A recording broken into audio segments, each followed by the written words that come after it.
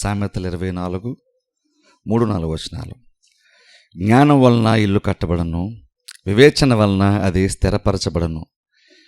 తెలివి చేత దాని గదులు విలువగల రమ్యమైన సర్వ సంపదలతో నింపబడను. గత కొన్ని వారం నుంచి మనము జ్ఞానం గురించి మనం చూస్తాం. ఈరోజును కూడా జ్ఞానం గురించి కొన్ని మాటలు దేవుని యొక్క వాక్యం మనం చూద్దాం.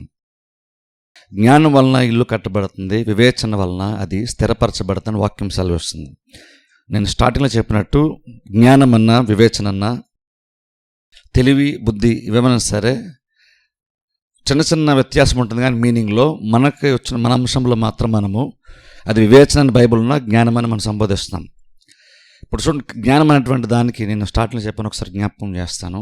జ్ఞానం అనేటువంటిది రకరకాల స్టేజెస్లో ఉంటుంది. దాని ఇంగ్లీష్లో అయితే నాలెడ్జ్ అంటాం. ఫస్ట్ నాలెడ్జ్ అంటే అర్థం ఏంటంటే కొన్ని విషయాలు కేవలము తెలుసుకోగలగటం, దాన్ని నాలెడ్జ్ అంటాం. కొన్ని విషయాలు చాలా విషయాలు మనం తెలుసుకుంటాం, అది జస్ట్ విషయాలు మనకు తెలుసుకోవడమే కానీ అర్థమవుతున్న గ్యారెంటీ కూడా ఏమీ ఉండదు. కానీ ఆ తర్వాత కొన్ని విషయాలు తెలుసుకున్న తర్వాత నువ్వు తెలుసుకున్నటువంటివి అర్థం చేసుకోవడం ఉంది, అది ఇంకో కొంచెం లోతైనటువంటిది. ఏదైతే నువ్వు విన్నావో తెలుసుకున్నావు అనుకున్నావు దాన్ని అర్థం చేసుకున్నావు. ఆ తర్వాత జ్ఞానం అని ఎప్పుడు అంటామంటే నువ్వు తెలుసుకున్న దాన్ని నువ్వు అర్థం చేసుకున్న దాన్ని జీవితంలోకి అన్వయించుకున్నప్పుడు, అది ఏ టైంలో అది ఎలా యూజ్ చేయాలి, ఆ జ్ఞానం అనేటువంటి దాన్ని మనం అన్వయించగలిగేటువంటి సామర్థ్యం ఉన్నప్పుడు దాన్ని బైబిల్ జ్ఞానం అని పిలుస్తుంది. ఫర్ ఎగ్జాంపుల్ చూడండి, కార్ డ్రైవింగ్ చాలామంది చేస్తారు, చాలామందికి డ్రైవింగ్ తెలుసు. అదో రకంగా చెప్పుకున్న నాలెడ్జ్ అనొచ్చు. అంటే నీకు డ్రైవింగ్ తెలుసు, అది నాలెడ్జ్ అనొచ్చు. ఇంకొంచెం లోతుగా ఉందనుకోండి, అదేంటంటే ఆ కారు ఎలా పనిచేస్తుందో టెక్నికల్గా కొన్ని విషయాలు ఉంటాయి చూసారా, అవి తెలుసుకుంటే నువ్వు కొంచెం ఇంకా లోతుగా తెలుసుకున్నట్టు. ఇప్పుడు చూడండి, డ్రైవింగ్ వచ్చినంత మాత్రాన మనకి టెక్నికల్గా ఉండేటువంటి కార్లు మనకు తెలిసిన గ్యారంటీ ఏమీ లేదు. డ్రైవింగ్ వస్తే మంచిదే, కానీ చాలామందికి అంతవరకు వస్తుంది, ఆ నాలెడ్జ్ ఉంటుంది, ఆ జ్ఞానం ఉంటుంది. కానీ కొంతమందికి ఏంటంటే ఆ కార్ రన్ అవ్వడానికి ఏ కార్యాలు అందులో ఉన్నాయి, ఎందుకు కారు ముందుకు వెళ్తుంది, లేదా కొన్ని కార్యాలు జరుగుతుంటే మెకానికల్ ఏం జరుగుతున్నటువంటిది కొంత లోతైనటువంటి జ్ఞానం. అది కొంతవరకు పర్లేదు, కానీ ఇంకా లోతైన జ్ఞానం కూడా ఉంది. అదేంటంటే సడన్గా కార్ డ్రైవింగ్ వచ్చి చక్కగా వెళ్తున్నావు, నీకు అన్నీ తెలుసు, చక్కగా డ్రైవింగ్ చేస్తున్నావు, కానీ సడన్గా కారు ఆగిపోయింది అనుకోండి. అలా ఆగిపోయినప్పుడు ఎందుకు ఆగిపోయిందో తెలుసుకొని ఆ ప్రాబ్లమ్ని సాల్వ్ చేసుకుంటాను చూసారా, అది లోతైనటువంటి జ్ఞానము. ఇప్పుడు ఆ జ్ఞానం వరకు వెళ్ళామనుకోండి, నువ్వు డ్రైవింగ్ చేసినంతసేపు బాగుంటుంది, కానీ నీకు అది ఎందుకు పని చేస్తుందో కూడా తెలిస్తే ఇంకో కొంచెం బెటర్గా ఉంటుంది. కానీ అది రిపేర్ వచ్చింది అనుకోండి, ప్రాబ్లం ఎక్కడుందో తెలుసుకొని దాన్ని కూడా సాల్వ్ చేసుకోగలిగే జ్ఞానం కనుక మనకు ఉందనుకోండి, నీకు ప్రయాణంలో ఎటువంటి ఇబ్బంది ఉండదు. కానీ ఇది ఏదైతే మనం కొన్ని విషయాలు చాలా విషయాలు తెలుసుకుంటామో, తెలుసుకుంది బాగానే ఉంటుంది మనకి. ఉరగాలంటే డ్రైవింగ్ వచ్చింది కాబట్టి ప్రాబ్లం ఏమి రానంత వరకు డ్రైవింగ్ చాలా సాఫీగా ఉంటుంది, డ్రైవింగ్ చాలా ఎంజాయ్మెంట్గా ఉంటుంది. కానీ ప్రాబ్లం వచ్చింది అనుకోండి, అప్పుడు ఏంటంటే మనకు అదే విషయం, డ్రైవింగ్ ఒకటి వస్తే సరిపోదు, కొన్ని సందర్భాల్లో ప్రాబ్లమ్స్ వచ్చినప్పుడు, ఇబ్బందులు వచ్చినప్పుడు కొన్ని విషయాలు తెలుసుకోవడం వలన కూడా ప్రాబ్లం అధిగమించుకొని మనం ప్రయాణాన్ని కొనసాగించవచ్చు. ఇప్పుడు బైబిల్ జ్ఞానం అన్నప్పుడు ఆ జ్ఞానం గురించి మారుతుంది. కానీ ప్రాబ్లం అంటే మనం చాలా విషయాలు తెలుసుకోవడం వరకే మనం పరిమితం అయిపోతాం. తెలుసుకున్నందుకు ఆనందిస్తాం, ఎందుకంటే అందులో మనకి ఎంజాయ్మెంట్ ఉంటుంది. డ్రైవింగ్ వచ్చింది అనుకోండి, ఎంజాయ్మెంట్, హ్యాపీగా యాక్సిలేటర్ ఇస్తాం, జమ్మని బండి వెళ్ళిపోతుంటుంది, ప్రాబ్లం ఏమీ ఉండదు, చాలా ఎంజాయ్మెంట్గా ఉంటుంది. కానీ అది ఎప్పుడు చిరాకు వస్తుందంటే మనకి ఆ ప్రయాణం ఉంటుంది, బండి ట్రబుల్ ఇచ్చినప్పుడు మనకి చిరాకు వస్తుంది. అందుకని చూడండి, కొంచెం లోతుగా తెలుసుకున్నాం అనుకోండి విషయాలు, అంటే బైబిల్ ఏదైతే ఏ స్థాయిలో ఉంటే దానికి జ్ఞానం అనిపిస్తుందో అది కూడా తెలుసు అనుకోండి, అప్పుడు ఏమవుతుందంటే నీకు చాలా విషయాలు తెలుసుకున్నావు, అర్థం చేసుకున్నావు చూసారా, అది కరెక్ట్గా ఏ టైంలో ఎలాగ అది అప్లై చేసుకోవాలి నువ్వు తెలిసినటువంటిది అన్వయించుకుంటే అది జ్ఞానము. దానివల్ల నీకు వచ్చే ప్రతి ప్రాబ్లం సాల్వ్ చేసుకుంటావు, ఎప్పుడు ఏది ఎలా చేయాలో తెలుసుకోగలటము. ఇప్పుడు డ్రైవింగ్ అనుకోండి పెద్ద ప్రాబ్లం కాదు, మెకానిక్ పిలిచి వస్తాడు. కానీ లైఫ్కి సంబంధించింది అనుకోండి, బేసిక్గా ఎవరు రాదు, అది మనమే సాల్వ్ చేసుకోవాలి. దానికే జ్ఞానం అవసరం, దాన్నే బైబిల్ జ్ఞానం అని పిలుస్తుంది. ఇప్పుడు నేను జ్ఞానం అన్నప్పుడు అంత లోతైనటువంటి కార్యం గురించి మనం మాట్లాడుతున్నాం. ఊరిని కొన్ని విషయాలు తెలుసుకుంటే సరిపోదు, దాన్ని అర్థం చేసుకోవాలి. అర్థం చేసుకున్న దాన్ని జీవితంకు అన్వయించుకున్నప్పుడు జీవితాలు బాగుపడతాయి, జీవితాలు సుఖంగా ఉంటాయి, జీవితాలు నెమ్మదిగా ఉంటాయి. అందుకని బైబిల్ ఇక్కడ మారుతూ జ్ఞానం వలన ఇల్లు కట్టబడుతుంది. ఇల్లు అంటే బిల్డింగ్ గురించి కాదు, జీవితం గురించి మాట్లాడుతున్నాడు ఇక్కడ. జ్ఞానం వలన ఇల్లు కట్టబడుతుంది, వివేచన చేత అది స్థిరపరచబడుతుంది, తెలివి చేత దాని గదులు విలువైన రమ్యమైన సర్వ సంపదలు నింపబడి. చూడండి, అక్కడ కట్టబడటము, స్థిరపరచబడటము, అది మాత్రమే అందులో మంచి విలువైన వస్తువులతో నింపబడటము. ఇల్లు కట్టబడటమే కాదు, అది స్థిరపరచబడటం. కట్టబడిన తర్వాత స్థిరపరచబడితే మంచి ఇల్లు కట్టుకొని ఇల్లంతా ఖాళీగా ఉన్నా దానివల్ల పెద్ద యూజ్ ఏమీ ఉండదు. ఆ గదులలో కొన్ని మంచి వస్తువులతో నింపబడితే అప్పుడు ఇంటికి అందము.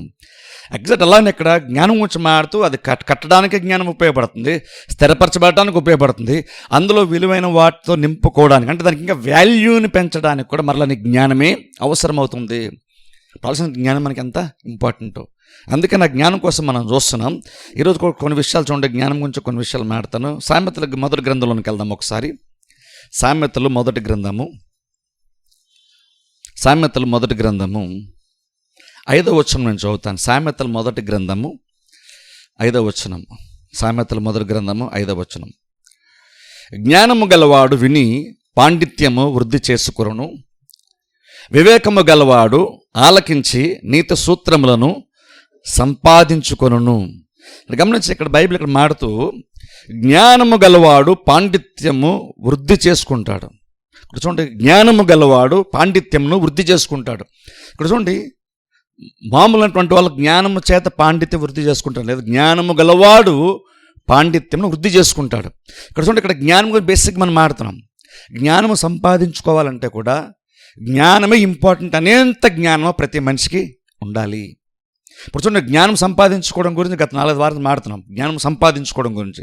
సరే, జ్ఞానం సంపాదించుకోవాలి, కానీ జ్ఞానం ఎవరు సంపాదించుకుంటారు అంటే, జ్ఞానం సంపాదించుకోవాలంటే నీకు ఎంతో కొంత కనీస జ్ఞానం ఉండాలి. ఎందుకంటే ఆ జ్ఞానం నీకేం చెప్తుందంటే, నాకు జ్ఞానమైన లైఫ్ని కడుతుంది అనేంత జ్ఞానం కనీసం ప్రతి వాళ్ళకి ఉండాలి. అది కూడా లేదనుకోండి, నువ్వు దేవుణ్ణి అడగాలి. నా జ్ఞానం దయచేప్రభ నువ్వు దేవుణ్ణి అడిగితే అప్పుడు దేవుడు నీకు ఎంతో కొంత జ్ఞానం ఇస్తాడు. అందుకని చూడండి, దేవుడు లేకుండా జ్ఞానం సంపాదించుకోవడం కోసం మనం మాట్లాడలేదు. ప్రతీది కూడా అన్నీ కూడా దేవునిలో గుప్తంలో ఉన్నాయి. కాబట్టి నీకు కనీసం ఎంతో కొంత జ్ఞానం ఉంటే నువ్వు అప్పుడు దేవుని జ్ఞానం కోసం నువ్వు అడుగుతావు. అందుకనే కనీసం మనం జ్ఞానం అడగాలంటే నీకు ఎంతో కొంత జ్ఞానం ఉండాలి. ఎందుకంటే దేవుణ్ణి మనుషులు వాళ్ళకున్న అవసరతలను బట్టి, అవసరతల్లో వాళ్ళకు ఉన్నటువంటి ప్రాధాన్యతలను బట్టి కూడా ప్రభు నాకు ఫస్ట్ ఇది చెయ్యి అని అడిగేవాళ్ళు చాలామంది ఉంటారు. కానీ బైబిల్లో సొలొమోను మాత్రము రాజుగా సింహాసనం ఎక్కిన తర్వాత ఆయన ఫస్ట్ అడిగింది ఏంటంటే, ప్రభువా నాకు జ్ఞానము దయచేయి, మంచి చెడులను వివేచించి న్యాయమైనటువంటి తీర్పు తీర్చడానికి అవసరమైనటువంటి జ్ఞానము నాకు దయచేయి అన్నాడు. ఇప్పుడు నార్మల్గా ఏ రాజు అలా బైబిల్ అడగడం మన బైబిల్ మనం చూడము, కానీ సొలొమోను అడిగాడు. అందుకనే చూడండి, దావీదు గొప్ప రాజే, ఇంకా మిగిలినటువంటి చాలామంది రాజులు ఉన్నారు, వాళ్ళు గొప్ప వాళ్ళే. కానీ సొలొమోను ఎందుకు రాజు అయ్యుండి కూడా జ్ఞానంలోకి ఎక్కువ ఫేమస్ అయ్యాడంటే, ఈ సొలొమోను జ్ఞానం యొక్క వాల్యూ తెలుసుకునేంత కనీస జ్ఞానం సొలొమోనుకి ఉంది. అందుకనే సొలొమోను గురించి మనం ఆలోచించినప్పుడు మనకి జ్ఞానమే గుర్తొస్తుంది. ఎందుకు జ్ఞానం గుర్తొస్తుంది అంటే, సొలొమోనుకి ఏం తెలిసిందంటే మూమెంట్కి నిజంగా దేవుని దగ్గర నుండి జ్ఞానం వస్తేనే ప్రతి ప్రాబ్లం ఈజీగా పరిష్కరించుకుంటాం. ఎందుకంటే నేను రాజును కాబట్టి బలము చేత కొన్ని కార్యాలు సాధించలేను, లేదంటే ఇంక పరాక్రమ చేత కొన్ని కార్యాలు సాధించలేను. జ్ఞానం ఉంటేనే సాధించగలుగుతాను ఏదన్నా సరే. అది సొలొమోనుకు అర్థమైంది. అందుకనే దేవునికి ప్రార్థన చేశాడు, దేవుణ్ణి జ్ఞానం అడిగాడు. ఇప్పుడు బైబిల్ చాలామంది దేవునికి ప్రార్థన చేశారు. ప్రార్థన చేసినప్పుడు వారి విశ్వాసాన్ని బట్టి దేవుడు ప్రత్యక్షమయ్యాడు, వాళ్ళు అడిగింది వాళ్ళకి ఇచ్చేసాడు, వెళ్ళిపోయాడు. కానీ సొలొమోనుకి మాత్రమే బైబిల్ మనం చూస్తాం. సొలొమోను జ్ఞానం అడిగితే కేవలం ఇచ్చి వెళ్ళిపోకుండా ఆయన అడిగినటువంటి కార్యము దేవుడిని ఎంత ఇంప్రెస్ చేసిందో కూడా దేవుడు సొలొమోనుకి తెలియజేసి వెళ్ళిపోతూ జ్ఞానం ఇచ్చి, జ్ఞానంతో పాటు సంపదలు కూడా ధనగణతలు కూడా దేవుడు సొలొమోనుకి ఇచ్చాడు. ఇప్పుడు అలాగే బైబిల్ దేవుడు ఎవరికి ఇచ్చాడా? చాలామంది అడిగింది పొందుకున్నటువంటి వాళ్ళు ఉన్నారు, అది మంచి విశ్వాసమే. కానీ సొలొమోను అడిగిన దానికంటే దేవుడు ఎక్కువ ఇచ్చాడు. ఎందుకంటే సొలొమోను జ్ఞానం అడిగాడు. ప్రార్థన దేవుడు జవాబిచ్చేసి వెళ్ళిపోలేదు. సొలొమోను చేసిన ప్రార్థన ఎంత గొప్పదో తెలుసా అని ప్రార్థన మెచ్చుకొని, నువ్వు జ్ఞానం అడిగేవు కాబట్టి జ్ఞానంతో పాటు నీకు ధనమునిస్తాను, నీకు ఘనతనిస్తాను, సంపదను కూడా నేను నీకు ఇస్తాను. అలా బైబిల్ ఎవ్వరూ అడగలేదు ఇంకా. అందుకనే సొలొమోను జ్ఞానం ఫేమస్ అయ్యాడు. మరి దేవుడు మిగిలిన వాళ్ళు కోరంటే ఇస్తాడు, కానీ ఎవరికి ఇస్తాడు జ్ఞానము? ఎవరైతే నిజంగా నాకు జ్ఞానమే నిజంగా నాకు అవసరమని గుర్తించినటువంటి వారికి దేవుడు జ్ఞానం ఇస్తాడు. ఆ దేవుడు ఇంకా జ్ఞానంతో పాటు చాలా కార్యాలు కూడా దేవుడు ఇస్తాడు. అదే ఇక్కడ బైబిల్ చూసారా, జ్ఞానం చేత ఇల్లు కట్టబడుతుంది, వివేచనతో స్థిరపరచబడుతుంది, మంచి మంచి వస్తువులతో ఆ గదులు నింపబడతాయి. సో అంతవరకు వెళ్తున్న లైఫ్. కట్టబడటము, స్థిరపరచబడటము అంటే కట్టబడటము అంటే నిలబడ్డము, అది స్థిరపరచబడటము అంటే నిలదొక్కోవడము. అది మాత్రమే కాదని ఇంక ఎక్స్ట్రాగా చాలా విషయాలు యాడ్ అవుతాయి నీ లైఫ్కి. మంచి విలువైన వస్తువులతో నింపబడటం. అంటే నీ జీవితం ఇంకా చాలా బేసిక్ ఏదో నువ్వు బతుకున్నావు, ఏదో అలా బతికేస్తాను కాకుండా విలువైనటువంటివి దేవుడు చాలా ఇస్తాడట. అవన్నీ ఎలా వస్తాయి? జ్ఞానం వలన వస్తాయి. ఆ జ్ఞానం ఎక్కడ వస్తుంది? బయట బుక్స్ని బట్టి రాదు, లోకాన్ని బట్టి రాదు. నేను చెప్పేది దేవుడి జ్ఞానం గురించి మాట్లాడుతున్నాం. లోకం సంబంధించిన జ్ఞానం కూడా ఉంది. ఇంతకుముందు చెప్పిన యాకోబు పత్రికలో మాట్లాడాం. అది మనుషులలో శరీర సంబంధించిన జ్ఞానం ఉంది, దయ్యముల జ్ఞానం ఉంది, దైవిక జ్ఞానం కూడా ఉంది. బైబిల్లో దేవుడు దైవిక జ్ఞానం గురించే మాట్లాడుతున్నాడు. ఆ జ్ఞానం ఉంటే జీవితం కట్టబడుతుంది, ఆ జ్ఞానం ఉంటే స్థిరపరచబడుతుంది, ఆ జ్ఞానం ఉంటే విలువైన వస్తువుల చేత దాని గదులు నింపబడతాయి. ఇప్పుడు అందుకని చూడండి, కనీసం నీకు మనం వాక్యం వింటున్నప్పుడు కనీసం నీకు ఏమర్థం అవ్వాలంటే నాకు నిజంగా జ్ఞానమే ఇంపార్టెంట్ అని నీకు అర్థం అవ్వాలి. నీకు ఇంకా చాలా లోట్లు ఉండొచ్చు, నీ లైఫ్కి సంబంధించి ఇంకా చాలా కొరతలు ఉండొచ్చు, కానీ ఇంకో ఆ కొరత అన్నిటి మధ్యన నువ్వేం గుర్తించగలిగేంత జ్ఞానం నీకు ఉండాలంటే నాకు నిజంగా ఇది కాదు ఇంపార్టెంట్, నాకు నిజంగా జ్ఞానమే ఇంపార్టెంట్ అని నీకు అర్థమయ్యేంత కనీస జ్ఞానం ఉండాలి. అందుకని జ్ఞానం యొక్క వాల్యూని మనం తెలుసుకునే ప్రయత్నం చేస్తున్నాం. ఎందుకంటే అప్పటికైనా సరే మనకి జ్ఞానమే నిజంగానే నాకు వాక్యం ఉంటున్నట్టుగా నిజంగా నాకు కూడా జ్ఞానమే నిజంగా అవసరము అని మనకు అర్థం అవ్వాలి. అది అర్థమైనప్పుడు నువ్వు దేవుడిని అడుగుతావు, దేవుడు జ్ఞానం ఇస్తాడు. ఆ జ్ఞానంతో పాటు ప్రతి కార్యం కూడా మన లైఫ్లోకి యాడ్ అవుతాయి.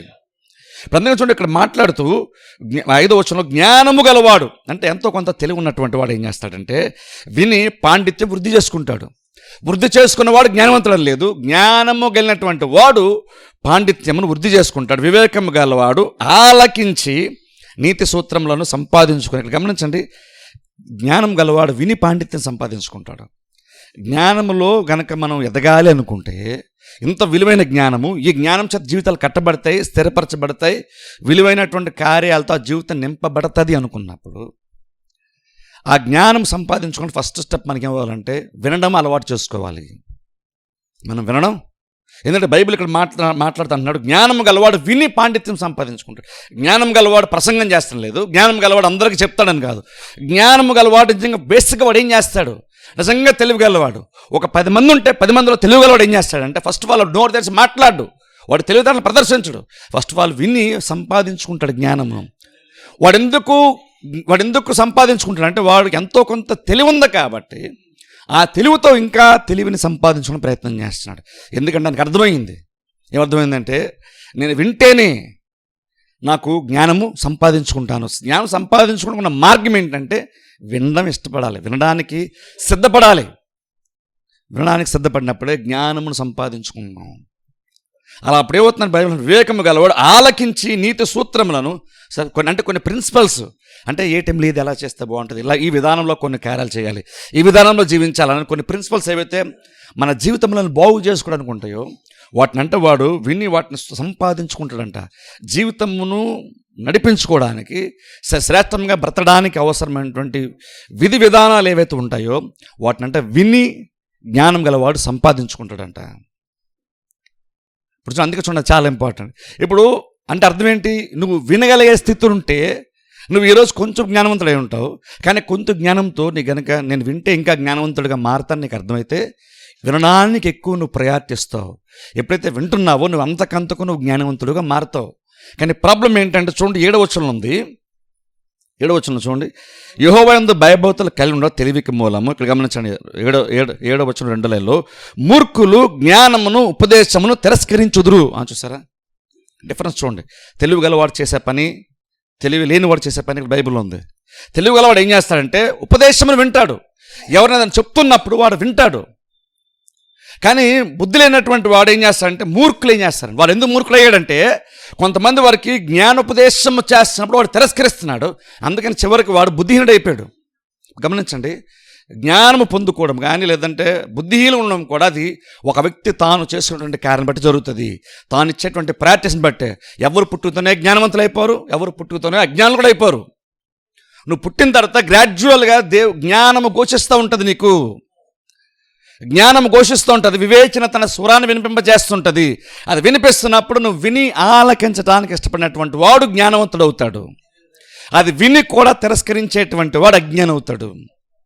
అంటే చూడండి, అంటే అర్థం ఏంటంటే ఈవెన్ జ్ఞానము ఎంత అవైలబిలిటీలో ఉందంటే ఎంతగా దేవుడు అందుబాటులో ప్రతి వాళ్ళకు ఉంచాడంటే ఒక జ్ఞానికి కూడా జ్ఞానవాక్యములు దొరుకుతాయి తెలుసా, నీతి సూత్రములు ఆ వ్యక్తి కూడా దొరుకుతాయి. దొరకనందుకు వీడు బుద్ధిహీనుడు అయ్యాడని కాదు, దొరుకుతుంది కానీ దొరికిన తర్వాత దాన్ని కాదంటాడు. అసలు ఆలోచించండి దాని గురించి. అంటే అర్థం ఏంటంటే బుద్ధిహీనుడు ఏం దొరకలేదు కాబట్టి, ఏం వినలేదు కాబట్టి అని కాదు, విన్నాడు కానీ వద్దనుకున్నాడు. కాబట్టి వాడు బుద్ధిహీనుడిగా మారాడు. ఎందుకంటే చూడండి, ఈ రోజుల్లో వినడానికి మనం చాలా ప్రాముఖ్యత ఇవ్వాలి. యేసుక్రీస్తు చూడండి, ఆయన 3.5 సంవత్సరాల పరిసర కాలంలో ఆయన ఎక్కువ శాతం బోధించడం మీద టైం ఎక్కువ స్పెండ్ చేశారు. యేసుక్రీస్తు ఇంకా చాలా విషయాలు బోధించారు, కానీ చాలా రాయబడలేదు. కానీ ఆయన బోధించినప్పుడు రాయబడిన కొన్ని విషయాల్లో మనకి ఎంతో జ్ఞానం ఉంటుంది. చాలా విషయాలు మనం ఇంకా యేసుక్రీస్తు బోధించినటువంటి ఇంకా పూర్తిగా మనం కూడా తెలుసుకోలేదు. మన లైఫ్ టైం కూడా సరిపోదు తెలుసుకోవడానికి. అంత లోతైనటువంటి జ్ఞానము నీ జీవితంలోకి సంబంధించి, నీ ఆత్మీయ జీవితంలోకి సంబంధించిన ఉపదేశాలన్నీ కూడా క్రీస్తు యొక్క బోధలో ఉన్నాయి. క్రీస్తు ఎందుకు ఎక్కువ శాతం బోధించడం మీద ఎక్కువ టైం స్పెండ్ చేశారు? ఆయన పబ్లిక్ ఉన్నప్పుడు ఎందుకని ఎక్కువ బోధ మీద ఎందుకు మైండ్ పెట్టారు?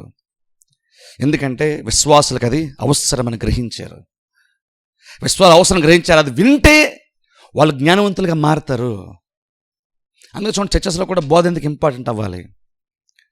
చర్చెస్లో బోధ ఎందుకు ఇంపార్టెంట్ అవ్వాలంటే, విశ్వాసులు చర్చకు వచ్చిన విశ్వాసులు ఏదో చెప్పడానికి చేయడానికి కాదు, నువ్వు వినడానికి వస్తున్నావు. ఇక్కడికి నువ్వు వినడానికి వస్తున్నావు. ఇప్పుడు వినడం అనే దానికి కూడా మళ్ళీ స్టేజెస్ ఉంటాయి. జస్ట్ వినడం అంటే ఏదో విన్నామని కాదు. ఇక్కడ బుద్ధి గలవాడు విన్నాడు, బుద్ధి లేనివాడు కూడా విన్నాడు. కానీ ఆ తర్వాత ఏం చేశారు అనేది ఇంపార్టెంట్.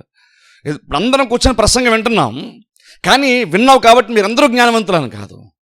విన్న తర్వాత విన్నటువంటి దానిని నువ్వేం చేసావన్న దాన్ని బట్టే నువ్వు జ్ఞానవంతుడుగా అయినా మారుతావు, లేదంటే నువ్వు మారుతావు, బుద్ధి లేని వాడుగా మారుతావు. విన్న ప్రతి వాళ్ళు బుద్ధిమంతులు అయిపోవట్లేదు. వినిన తర్వాత దాన్ని అంగీకరించినటువంటి వాడు జ్ఞానవంతుడిగా మారుతున్నాడు. అలాగే మూర్ఖుడు ఏం చేస్తాడంటే, వాడు వింటున్నాడు, వినిన తర్వాత దాన్ని తృణీకరిస్తున్నాడు. తృణీకరించడాన్ని బట్టి ప్రాబ్లం ఏమవుతుంది తెలుసా? తృణీకరించడం వల్ల ప్రాబ్లం ఏంటంటే, ఉన్న కొందికి నువ్వు జ్ఞానాన్ని నువ్వు తృణీకరిస్తున్నప్పుడు అంతకంతకు నువ్వు మూర్ఖుడిగా మారిపోతావు, అంతకంతకు అజ్ఞానిగా మనం మారిపోతాం. అప్పుడు నీ లైఫ్ కట్టబడదు. అప్పుడు మన లైఫ్ కట్టబడదు. నువ్వు ఇంకో నేను ప్రార్థన చేస్తాను అనొచ్చు, ఇంకో నేను దేవునికి ఇస్తున్నాను అనొచ్చు, లేదా ఇంకేదో ప్రార్థన చేసుకున్నాను, చర్చికి వెళ్తాను నువ్వు ఇంకా అనొచ్చు.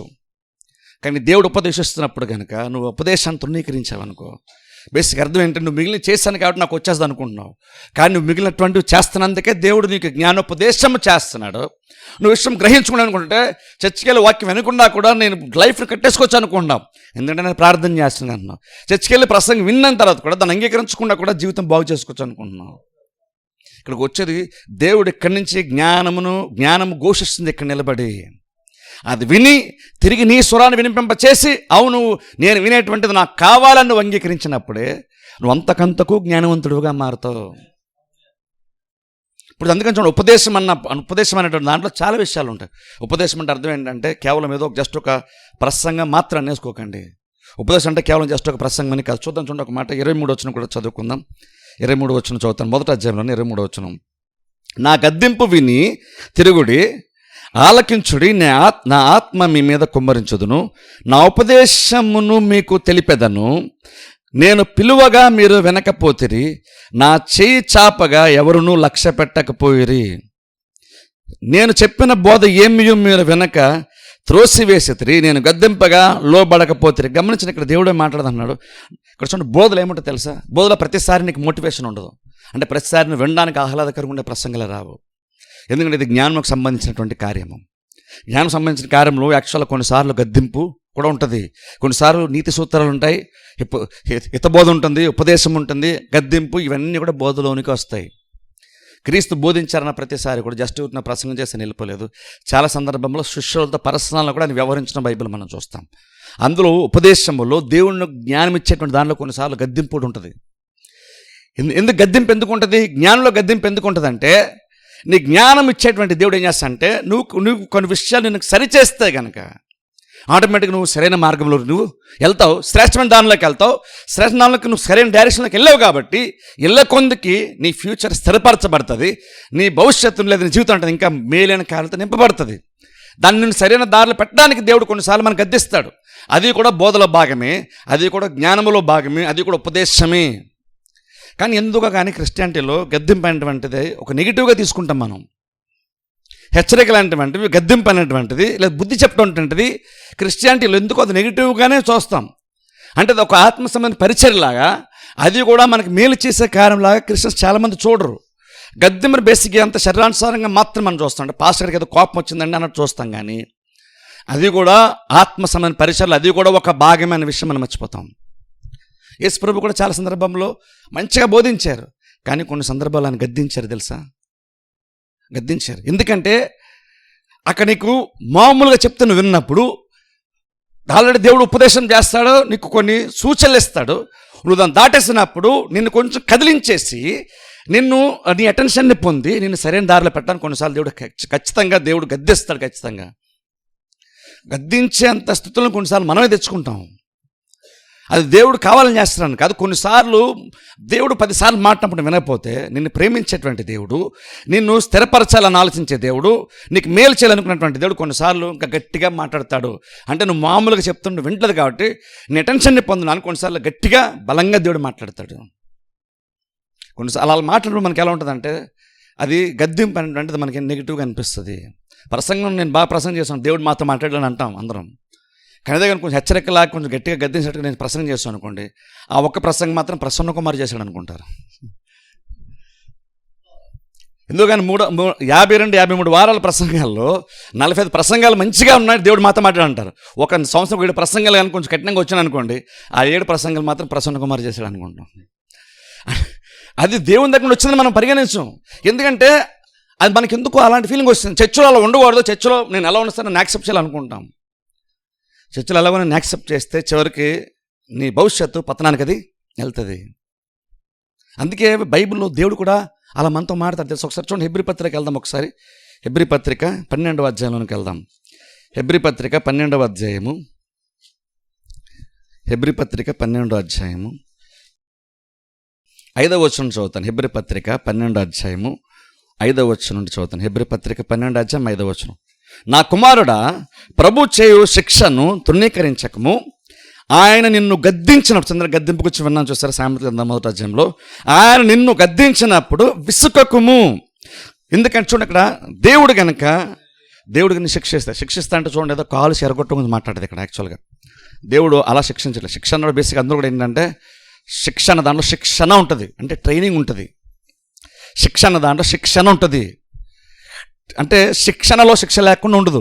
శిక్ష అంటే పనిష్మెంట్ గురించి చెప్పట్లేదు నేను ఇక్కడ. పనిష్మెంట్ అనుకోకండి. ఇక్కడ పనిష్మెంట్ అంటే అర్థం ఏంటంటే నువ్వు కొన్ని చేసిన తప్పులు గారిని బట్టి దేవుడిని పనిష్ చేయడం, తీర్పు తీర్చడం. కానీ ఇక్కడ బైబిల్ స్పెసిఫిక్ ఇక్కడ దేవుడు తీర్పు తీర్చుకుని మనం మాట్లాడలేదు, దేవుడు కరెక్షన్ చేయడం గురించి మాట్లాడుతున్నాం. శిక్ష అంటే అర్థం అంటే కరెక్షన్ అర్థం ఏంటి? నువ్వు రాంగ్ డైరెక్షన్లో వెళ్తున్నావు, లేదా నువ్వు కొన్ని కార్యాలు సరిగ్గా చేయట్లేదు, నువ్వు అది సరిగ్గా చేయడానికి దేవుడు నిన్ను సరైన డైరెక్షన్లో పెట్టే ప్రయత్నం దేవుడు చేస్తున్నాడు. అది ఎంత మంచి కానీ ఒకసారి ఆలోచించాం. మనం రాంగ్ రూట్లో వెళ్తున్నాం, మనకు డ్రైవింగ్, మనం డెస్టినేషన్ ఎక్కడికో ఒక దగ్గరికి వెళ్దాం అనుకున్నాం, ఓ ప్లేస్కి వెళ్దాం అనుకున్నాం. కాకపోతే నీకు తెలియక నువ్వు సడన్గా ఇంకేదో షార్ట్ కట్ ఉందనుకోండి. కొన్నిసార్లు మనం ఏం చేస్తామంటే లాంగ్ జర్నీస్లో షార్ట్ కట్ ఉందని ఎవరో చెప్తే మనకు కొంచెం తెలిసి కొంచెం తెలియక ఆ రూట్ తీసుకుంటాం. తీసుకున్నాక ఏం తెలిసి ఎంత దూరం వెళ్తున్నా మనకు ఆ రూటు రాదు. అప్పుడు సడన్గా మళ్ళీ మనకి ఎవరో చెప్తారు, మనం ఎక్కడో ఎంక్వైరీ చేస్తే అప్పుడు ఎవరో చెప్తారు, లేదా కాదంటే మీరు వెనక్కి వెళ్ళేదంటే అలా తిరిగి తిరిగి అప్పుడు మీరు కరెక్ట్గా అది వస్తుంది, ఎలా ఎందుకు వచ్చారు అంటారు. అక్కడ వాళ్ళు ఏం చేశారు, మనం కరెక్ట్ చేశారు, వాళ్ళు నిన్ను సరైన దారిలో పెట్టే ప్రయత్నం అది చేశారు. అలా చేసే వాళ్ళు మనకు రోడ్డు మీద దారి తప్పినప్పుడు తగిలితే హ్యాపీ ఫీల్ అవుతాం. కానీ అదే కనుక దేవుడు కనుక మనల్ని చేస్తే చర్చిలో మనం బాధపడతాం. చూడండి, కరెక్షన్ అంటే బేసిక్ అన్ని చోట్ల మనం యాక్సెప్ట్ చేస్తాం, కానీ చర్చిలోనే మనం యాక్సెప్ట్ చేయం. ఎందుకో తెలియదు మరి అది. ఇప్పుడు చూడండి, ఇప్పుడు చర్చలు జరిగే చాలా విషయాలు కూడా ఈవెన్ చూడండి, ఇప్పుడు కొన్నిసార్లు డ్రమ్ కొడుతున్నప్పుడు రవి బ్రహ్మాండం కొడతాడు ఈ మధ్యన, కానీ కొన్నిసార్లు ఇక్కడ ఇలా కొట్టు రవి అని చెప్తాను, లేదా సరే కొట్టపతి చెప్తాను, లేదా జాయ్కి నేర్పించాలి, కొన్నిసార్లు చెప్తాను ఇక్కడ ఇలా చేయండి అంటాను. బేసిక్ నేను ఏం చేశాను, వాళ్ళని కరెక్ట్ చేశాను. అక్కడ వాళ్ళని నేను సరి చేశాను. అక్కడ వాళ్ళు చేసేది కరెక్ట్గా లేదు, ఇక్కడ ఇలా కాదు ఇలా చేయని చెప్పాను. అది యాక్సెప్ట్ చేయడం చాలా ఈజీ. అది చేసినప్పుడు వాళ్ళకి చాలా హ్యాపీ ఫీల్ అవుతారు, ఎంజాయ్మెంట్ ఫీల్ ఉంటుంది, అది కరెక్షనే. కానీ మిగిలిన విషయాలు కూడా నేను మళ్ళీ అదే చేశాను అనుకోండి, దాన్ని యాక్సెప్ట్ చేయరు. ఇది మాత్రం యాక్సెప్ట్ చేస్తాం, ఎందుకంటే మనకి అది మంచి ఫీలింగ్ కలిగిస్తుంది. మళ్ళీ కొన్ని చెప్పాం అనుకోండి, అక్కడ పాస్టర్ నా మీద కోపం ఉందండి, సీరియస్ అయ్యారండి అంటాం. అది కరెక్షన్, ఇది కరెక్షనే. ఇలా కాదు ఇలాగా అని సింపుల్ చెప్పాం అంతే. నువ్వు ఇలా కాదు ఇలా ఉండాలి, ఇలా కాదు ఇలా చేయాలని చెప్పాం, అది కరెక్షనే. కానీ ఎందుకు కానీ అలా చేస్తే అది చాలామందికి నచ్చదు. స్పెసిఫిక్గా ముఖ్యమైన విషయాలకు వచ్చేసరికి, అసలైన విషయాలకు వచ్చేసరికి చాలామంది విశ్వాసాలకు అది నచ్చదు. అది శరీరానుసారంగా చూస్తాం. కానీ బైబిల్ దేవుడు చెప్తున్న మాట ఏంటంటే ప్రభువు చేసే శిక్షను తృణీకరించద్దు. దేవుడు నిన్ను శిక్ష అన్న దాన్ని మీరు నెగిటివ్గా తెలుసు. శిక్ష అంటే శిక్షణ అంటున్నాను నేను, ట్రైనింగ్ అంటున్నాం. ట్రైనింగ్ ఇస్తున్నాడు. యేసుక్రీస్తు శిష్యుల్ని వెంట పెట్టుకొని తీసుకెళ్తూ ప్రతి బోధలో వాళ్ళు వింటున్నారు. బోధ మాత్రం చేశాను ఆపేలేదు. కొన్ని సందర్భంలో ప్రాక్టికల్గా వాళ్ళతో పాటు వెళ్తున్నప్పుడు వారు మాట్లాడిన మాటల్ని, వాళ్ళు ఆలోచన విధానం కూడా క్రీస్తు సరిచేశారు. తెలుసా మీకు? పేతురు క్రీస్తు అడిగారు, ఏమని? నా గురించి ఈ జనాలు ఏమనుకుంటున్నారు? కొంతమంది ఏళ్ళు అనుకుంటున్నారు ప్రభా, కొంత ఎలీషా అనుకుంటున్నారు, ఇలా ప్రవక్తలు ఒకడు అనుకుంటున్నారు, ఇలా అనుకుంటున్నారు, అలా అనుకుంటున్నారు. సరే మీరేమనుకుంటున్నారు అన్నప్పుడు పేతురు కరెక్ట్గా చెప్పాడు. యేసుక్రీస్తు యాక్చువల్గా ఏమేమి ఉన్నాడో అది చెప్పాడు. పేతురు వెరీ గుడ్ అన్నారు క్రీస్తు. సింపుల్ మన భాష చెప్పాలండి. ఆ తర్వాత సిలువ కోసం క్రీస్తు మాట్లాడారు. మాట్లాడినప్పుడు పేతురు అన్నాడు, ప్రభా అది నీకు అన్నిటికీ దూరం అవునుగాక అన్నాడు. సిలువ ఎప్పటికీ నీకు దూరం అవునుగాక అన్నప్పుడు క్రీస్తు వెంటనే పేతుర్ని ఉన్నప్పుడు కరెక్ట్ చేశారని చెప్పచ్చు. పేతురు యొక్క ఆలోచన విధానం కరెక్ట్ చేశారు. పేతురు యొక్క ఆలోచన విధానం కరెక్ట్ చేశారు. అక్కడ పేతురు సరిగ్గా ఆలోచించట్లేదు. ఒక పాయింట్లో బాగా ఆలోచించాడు. ఒక దగ్గర కరెక్ట్గా ఉంది, మరో దగ్గర కరెక్ట్గా లేదు. అక్కడ మెచ్చుకున్నటువంటి అదే క్రీస్తు ఇంకొక 10 వచనాల కిందకు వస్తే అక్కడ పేతుర్ని కరెక్ట్ చేసే ప్రయత్నం చేశారు. పేతురు యొక్క గొప్పతనం ఏంటో తెలుసా? పేతురు కొన్నిసార్లు తొందరపడతాడు, కానీ ఆ తొందరపాటులో కూడా మంచి విషయం ఏంటంటే ఆయన సరి చేసినప్పుడు వెంటనే దాన్ని కరెక్ట్ చేసుకోవడానికి ఆయన రెడీ అవుతాడు. అది పేతురుకి మంచి లక్షణం. అందుకనే తరచుగా పేతురుని క్రీస్తు అలా శిక్షించడం, లేదంటే అలా క్రమశిక్షణ పెట్టడం మనం చూస్తాం. పేతురు నీళ్ళ మీద నడిచాడు, బాగుంది. సడన్గా గాలిని సముద్రాన్ని చూసి మునిగిపోతున్నాడు. అల్ప విశ్వాసం ఎందుకు సందేహపడితే అని క్రీస్తు అన్నారు. ఇప్పుడు పేతురు ఏమనుకోవచ్చు? నార్మల్గా సపోజ్ అది విశ్వాసాలుగా ఉన్నాం అనుకుందాం, వాళ్ళు ఎవరు లేలేదండి, నేనే లేచి నీళ్ళ మీద నడిచానండి, కానీ చివరికి నన్నే అన్నారండి. వాళ్ళు ఎవరు లేలేదు, వాళ్ళు ఏమనలేదండి, నన్నే అన్నారండి. నిన్నే ఎందుకన్నారు క్రీస్తు? ఎందుకంటే నువ్వు ఇంకా నడవగల కెపాసిటీని కొంది పేతురు. వాళ్ళంటే కనీసం అది కూడా ప్రయత్నం చేయలేదు, నువ్వైతే కనీసం అదన నువ్వు చేసావు. ఇది కనుక నువ్వు కరెక్ట్గా కనుక ఆలోచించుంటుంటే, నువ్వు కరెక్ట్గా చూసుంటుంటే నువ్వు అలా మునిపోడు కాదు, ఇంకా బెటర్ నువ్వు నడిచేవాడివి. నేను చేసిన అదే కార్యమును నువ్వు కూడా చేసి ఉండేవాడు ఫుల్గా అని పేతురు సరి చేశారు. అలా చేసినాడు. పేతురు కూడా సరి చేయబడడం కూడా రెడీ అయ్యాడు. పేతురు మరో వ్యక్తి ఉన్నాడు తెలుసు బైబిల్లో, యోధా. ఒక్కసారి కూడా క్రీస్తు ఆయనకి బుద్ధి చెప్పలేదు, కరెక్ట్ చేయలేదు, ఒక్కసారి కూడా చెప్పలేదు. యోధ యొక్క ముగింపు ఎలా ఉందో ఒకసారి చూడండి, పేతురు యొక్క ముగింపు ఎలా ఉందో చూడండి. పేతురు సంఘమునకు అపోస్తులుగా మారాడు. యోధ జీవితం మధ్యలోనే ముగిసిపోయింది యోధాకి. యోధను ఒకసారి కరెక్ట్ చేయలేదు, యోధను ఒకసారి కూడా కరెక్ట్ చేయలేదు. కారణం ఏంటి? ఒకసారి కారణం ఏంటి? కొంతమందిని క్రీస్తు కరెక్ట్ చేసి కొంతమందిని క్రీస్తు కరెక్ట్ చేయలేదంటే, యోధ కూడా శిష్యుడే, పేతురు కూడా శిష్యుడే. అప్పుడు పేతురుని ఒకలాగా యోధను ఒకలాగా క్రీస్తు చూశాను అనాలా మనం? అలా అనాలా? పైన చూస్తే నీకు అవును నిజమే అనిపిస్తుంది. పేతురుని ఒకలాగా చూసే క్రీస్తు యోధను ఒకలాగా చూశారు. కానీ నిజంగా క్రీస్తు యొక్క స్వభావం యాక్చువల్ కదా? ఖచ్చితంగా అది కాదు. మరి పేతురుని కరెక్ట్ చేసినప్పుడు అదే క్రీస్తు యోధను ఎందుకు కరెక్ట్ చేయలేదు? క్రీస్తును నేనంటే ఏమన్నా క్రీస్తుకి మంచి మనసు చెప్పే విషయం ఏంటంటే, యోధాను కూడా క్రీస్తు ఖచ్చితంగా కరెక్ట్ చేసే ప్రయత్నం చేశారు. కానీ పాయింట్ వచ్చేసరికి క్రీస్తు కూడా తెలిసిపోయింది ఏంటంటే, యోధా చెప్పినా వినడు. దాని కోసం ఎన్ని ప్రసంగాలు చేశారు క్రీస్తు. యోధా అప్పుడు ప్రసంగాలు చేస్తారు, విన్నారు. ఏ మనిషి కూడా దేవునికి సిరికి దాసుడుగా ఉండలేరు అన్నప్పుడు యోధా అక్కడ ఉన్నాడు, ప్రసంగం విన్నాడు అక్కడ. కానీ జ్ఞానాన్ని తృణీకరించాడు. ఆ టైంలో కనుక డబ్బుని కనుక వదిలేసి ఉంటే కనుక యోధా కూడా ఒక అపోస్తులుగా మిగిలేవాడు. డైరెక్ట్గా యోధాతో అన్నారా? డైరెక్ట్ యోధాతో అనలేదు, కానీ ఇంకను యోధాకు కూడా అందులో ఒక విషయము ఉంది. జ్ఞానము ఘోషిస్తుంది. దాన్ని విని దాన్ని అంగీకరించేవాడు ఇంకను బుద్ధిమంతుడిగా మారుతాడు, జ్ఞానవంతుడిగా మారుతాడు. పేతురు వినగలిగేటువంటి మనస్సు ఉంది కాబట్టి క్రీస్తు తరచుగా పేతురుని గద్దించారు. అందుకనే పేతురులో కొన్ని ప్రాబ్లమ్స్ ఉన్నా సరే చివరికి అపోస్తులుగా ఉన్నాడు. క్రీస్తు కొరకు చచ్చిపోడు కూడా రెడీ అయ్యాడు. తెలుసా? చచ్చిపోడు కూడా రెడీ అయ్యాడు. చచ్చిపోయాడు కూడా క్రీస్తు కోసం అసాక్షిగా పేతురు మారాడు. అంత మంచి ముగింపు ఎలా వచ్చింది? పేతురు కోసం మనం ఎందుకు మాడుకుంటాం? పేతురు అపోస్తుల గొప్పగా ఎందుకున్నాడు? పత్రికలు ఎందుకున్నాయి పేతురువి? ఎందుకున్నాయంటే పేతురులో చిన్న చిన్న ప్రాబ్లమ్స్ ఉన్నప్పుడు క్రీస్తు కరెక్ట్ చేస్తే దాన్ని డైరెక్షన్ మార్చుకున్నాడు, అంగీకరించడానికి ఇష్టపడ్డాడు. క్రీస్తు జ్ఞానమునిచ్చే ప్రయత్నం చేసినప్పుడు దాన్ని అంగీకరించాడు కాబట్టి పేతురు అపోస్తులుగా మిగిలాడు. ఇక్కడ స్వయంగా ఇప్పుడు పౌలు మాట్లాడుతూ అంటున్నాడు, ఆయన గద్దించినప్పుడు విసుక్కోవద్దు. క్రీస్తు ఎందుకని విసుగ్గోడు చూడండి, అక్కడ ఆయన మాట్లాడుతున్నాడు. ఎందుకని దేవుడు అంటే చూడండి 6వ వచనం 2వ లైను, ప్రభువు తాను ప్రేమించు వారిని శిక్షించి తాను స్వీకరించు ప్రతి కుమారుని దండించును. సరే, దేవుడు ఎవరు శిక్షిస్తాడు? దేవుడు ఎవరిని ఖండిస్తాడు? దేవుడు ఎవరికి బుద్ధి చెప్తాడు అంటే, ఒక రకంగా చెప్పాలంటే దేవుడు కనుక నేను కరెక్ట్ చేశాడంటే అర్థం ఏంటి తెలుసా నీకు? దేవుడు కనుక నేను కరెక్ట్ చేశానంటే అర్థం ఏంటంటే దేవుడికి నీ మీద ప్రేమ ఉందని అర్థం. నువ్వు నిజంగా దేవుని కుమారుడుగా దేవుడు నిన్ను చూస్తున్నాడు కాబట్టి నిన్ను క్రమశిక్షణలో పెట్టే ప్రయత్నం చేశాడు. నన్ను అనుకోండి, నేను ఒకవేళ కనుక మన సంఘంలో బిడ్డలందరిలో నేను కనుక బుద్ధి చెప్పాలి, సరి చేయాలంటే ఫస్ట్ ప్రయత్నం నాకు ఎవరవుతారు? నా పిల్లలు ప్రైవేట్ అవుతారు. మీ పిల్లలు నేను చేయకపోవచ్చు. మీ ఆయన చెడు కూడా ఇష్టపడను కూడా. ఎందుకు ఇష్టపడను? ఫస్ట్ ఆఫ్ ఆల్ నా కొడుకుల మీద మీ కొడుకుల మీద కంటే నా పిల్లల మీద నాకు ఎక్కువ ప్రేమ ఉంటుంది. అందుకని వాళ్ళు చేస్తాను. మీ పిల్లలకు నేను వాళ్ళు చేస్తానన్న గ్యారంటీ అయితే ఏమీ లేదు. చేస్తే కూడా మంచిదే, కానీ మోస్ట్లీ నేను చేయడానికి ఇష్టం. ఎందుకంటే నాకు అంత ప్రేమ వాళ్ళ మీద లేకపోవచ్చు, కానీ నా పిల్లల మీద ఖచ్చితంగా నాకు ప్రేమ ఉంటుంది. ఆ ప్రేమ ఏం చేస్తుంది అంటే ఖచ్చితంగా వాళ్ళు సరిగ్గా లేనప్పుడు లేదా వాళ్ళు కొన్ని విషయాలు బెటర్గా చేయాలనుకున్నాడు ఖచ్చితంగా వాళ్ళకైతే నేను చెప్తాను. ఖచ్చితంగా ఇప్పుడు మీరేనంతే, మీరు నా పిల్లలు చెప్పబోవచ్చు, కానీ మీ పిల్లలు ఖచ్చితంగా మీరు చెప్పుకుంటారు. ఎందుకని వాళ్ళు మీ పిల్లలు కాబట్టి. మీ పిల్లలు అన్న ప్రూఫ్ ఏం చెప్తుందంటే, మీరు కరెక్షన్ చేస్తున్నారు చూసారు, అదేం చెప్తుందంటే వాళ్ళు మీ పిల్లలు కాబట్టి మీరు అది చేస్తారు. అంటే మీకు వాళ్ళ మీద అంత ప్రేమ ఉందంటే వాళ్ళు ఎలా ఫీల్ అవుతారు, వాళ్ళు బాధపడతారా, వాళ్ళు ఏడుస్తారా, ఇన్సల్ట్గా ఫీల్ అవుతారా అన్న ఆలోచన మీకు ఉండదు. మీ పిల్లల మీద మీకు ఎంత ప్రేమ, మీ మీద మీకు ఎంత నమ్మకం అంటే వాళ్ళు నెగిటివ్గా ఫీల్ అయినా సరే నేను చేసే తీరుతాను. ఎందుకంటే అది ఇప్పుడు వాళ్ళకి అర్థం కాకపోవచ్చు, రేపు వాళ్ళకి అర్థము అవుతుంది. కాబట్టి ఖచ్చితంగా మీ పిల్లల్ని మీరు చూస్తే వదులుకోరు. ఖచ్చితంగా మీ పిల్లలకి మీరు క్రమశిక్షణలో పెట్టే ప్రయత్నమే మీరు చేస్తారు. ఎందుకంటే మీకు అంత ప్రేమ మీ పిల్లల మీద ఉంది. ఇప్పుడు బయట చూసినప్పుడు తల్లిదండ్రులు పిల్లలు శిక్షిస్తున్నప్పుడు వాడు అర్థం చేసుకోకపోవచ్చు, నెగిటివ్గా చూసుకుంటాడేమో. కానీ ఇప్పుడు సపోజ్ మీ తల్లిదండ్రులు కానీ మీ పిల్లల్ని కొడుతున్నారు అనుకోండి, ఇప్పుడు మధ్యలో వచ్చేసా పిల్లలు కొట్టదన్నాను అనుకోండి, ఇప్పుడు చెప్పండి మీకు ఎక్కువ ప్రేమ ఉందో నాకు ఎక్కువ ప్రేమ ఉంది మీ పిల్లల మీద? నేను కొట్టదన్నాను కాబట్టి నాకు ఎక్కువ ప్రేమ ఉన్నట్ట? ఖచ్చితంగా నాకు ఉన్నట్టు ఖచ్చితంగా కాదు. అది ఎప్పుడు నేను అలా ఎప్పుడు ప్రూవ్ చేయలేను. మీకంటే మీ పిల్లలు నాకు ఎక్కువ ప్రేమ ఉందని ప్రూవే చేయలేను ఎప్పుడు కూడా. మీరు కొడతాను ఆపుతాను, ఎందుకని నేను మంచోడిని అవ్వాలి కాబట్టి. అర్థమైందా? అలా ఆపడం నేను మంచోడిని అవుతాను, కానీ నిజంగా నాకు వాళ్ళ ఫ్యూచర్ మీద కన్సర్న్ ఉందని, కానీ వాళ్ళ భవిష్యత్తుకు వచ్చినటువంటి అక్కర నాకు ఉందని గ్యారంటీ ఏమీ లేదు. కాబట్టి అప్పుడు మీరు కొడుతున్నప్పుడు శిక్షిస్తున్నప్పుడు నేను కనుక లేపాను అనుకోండి, మీ పిల్లల దృష్టిలో మంచోడిని అవుతాను. ఆ అంకుల్ వచ్చి నన్ను సేవ్ చేశారు, అంకుల్ చాలా మంచోళ్ళు అంటారు.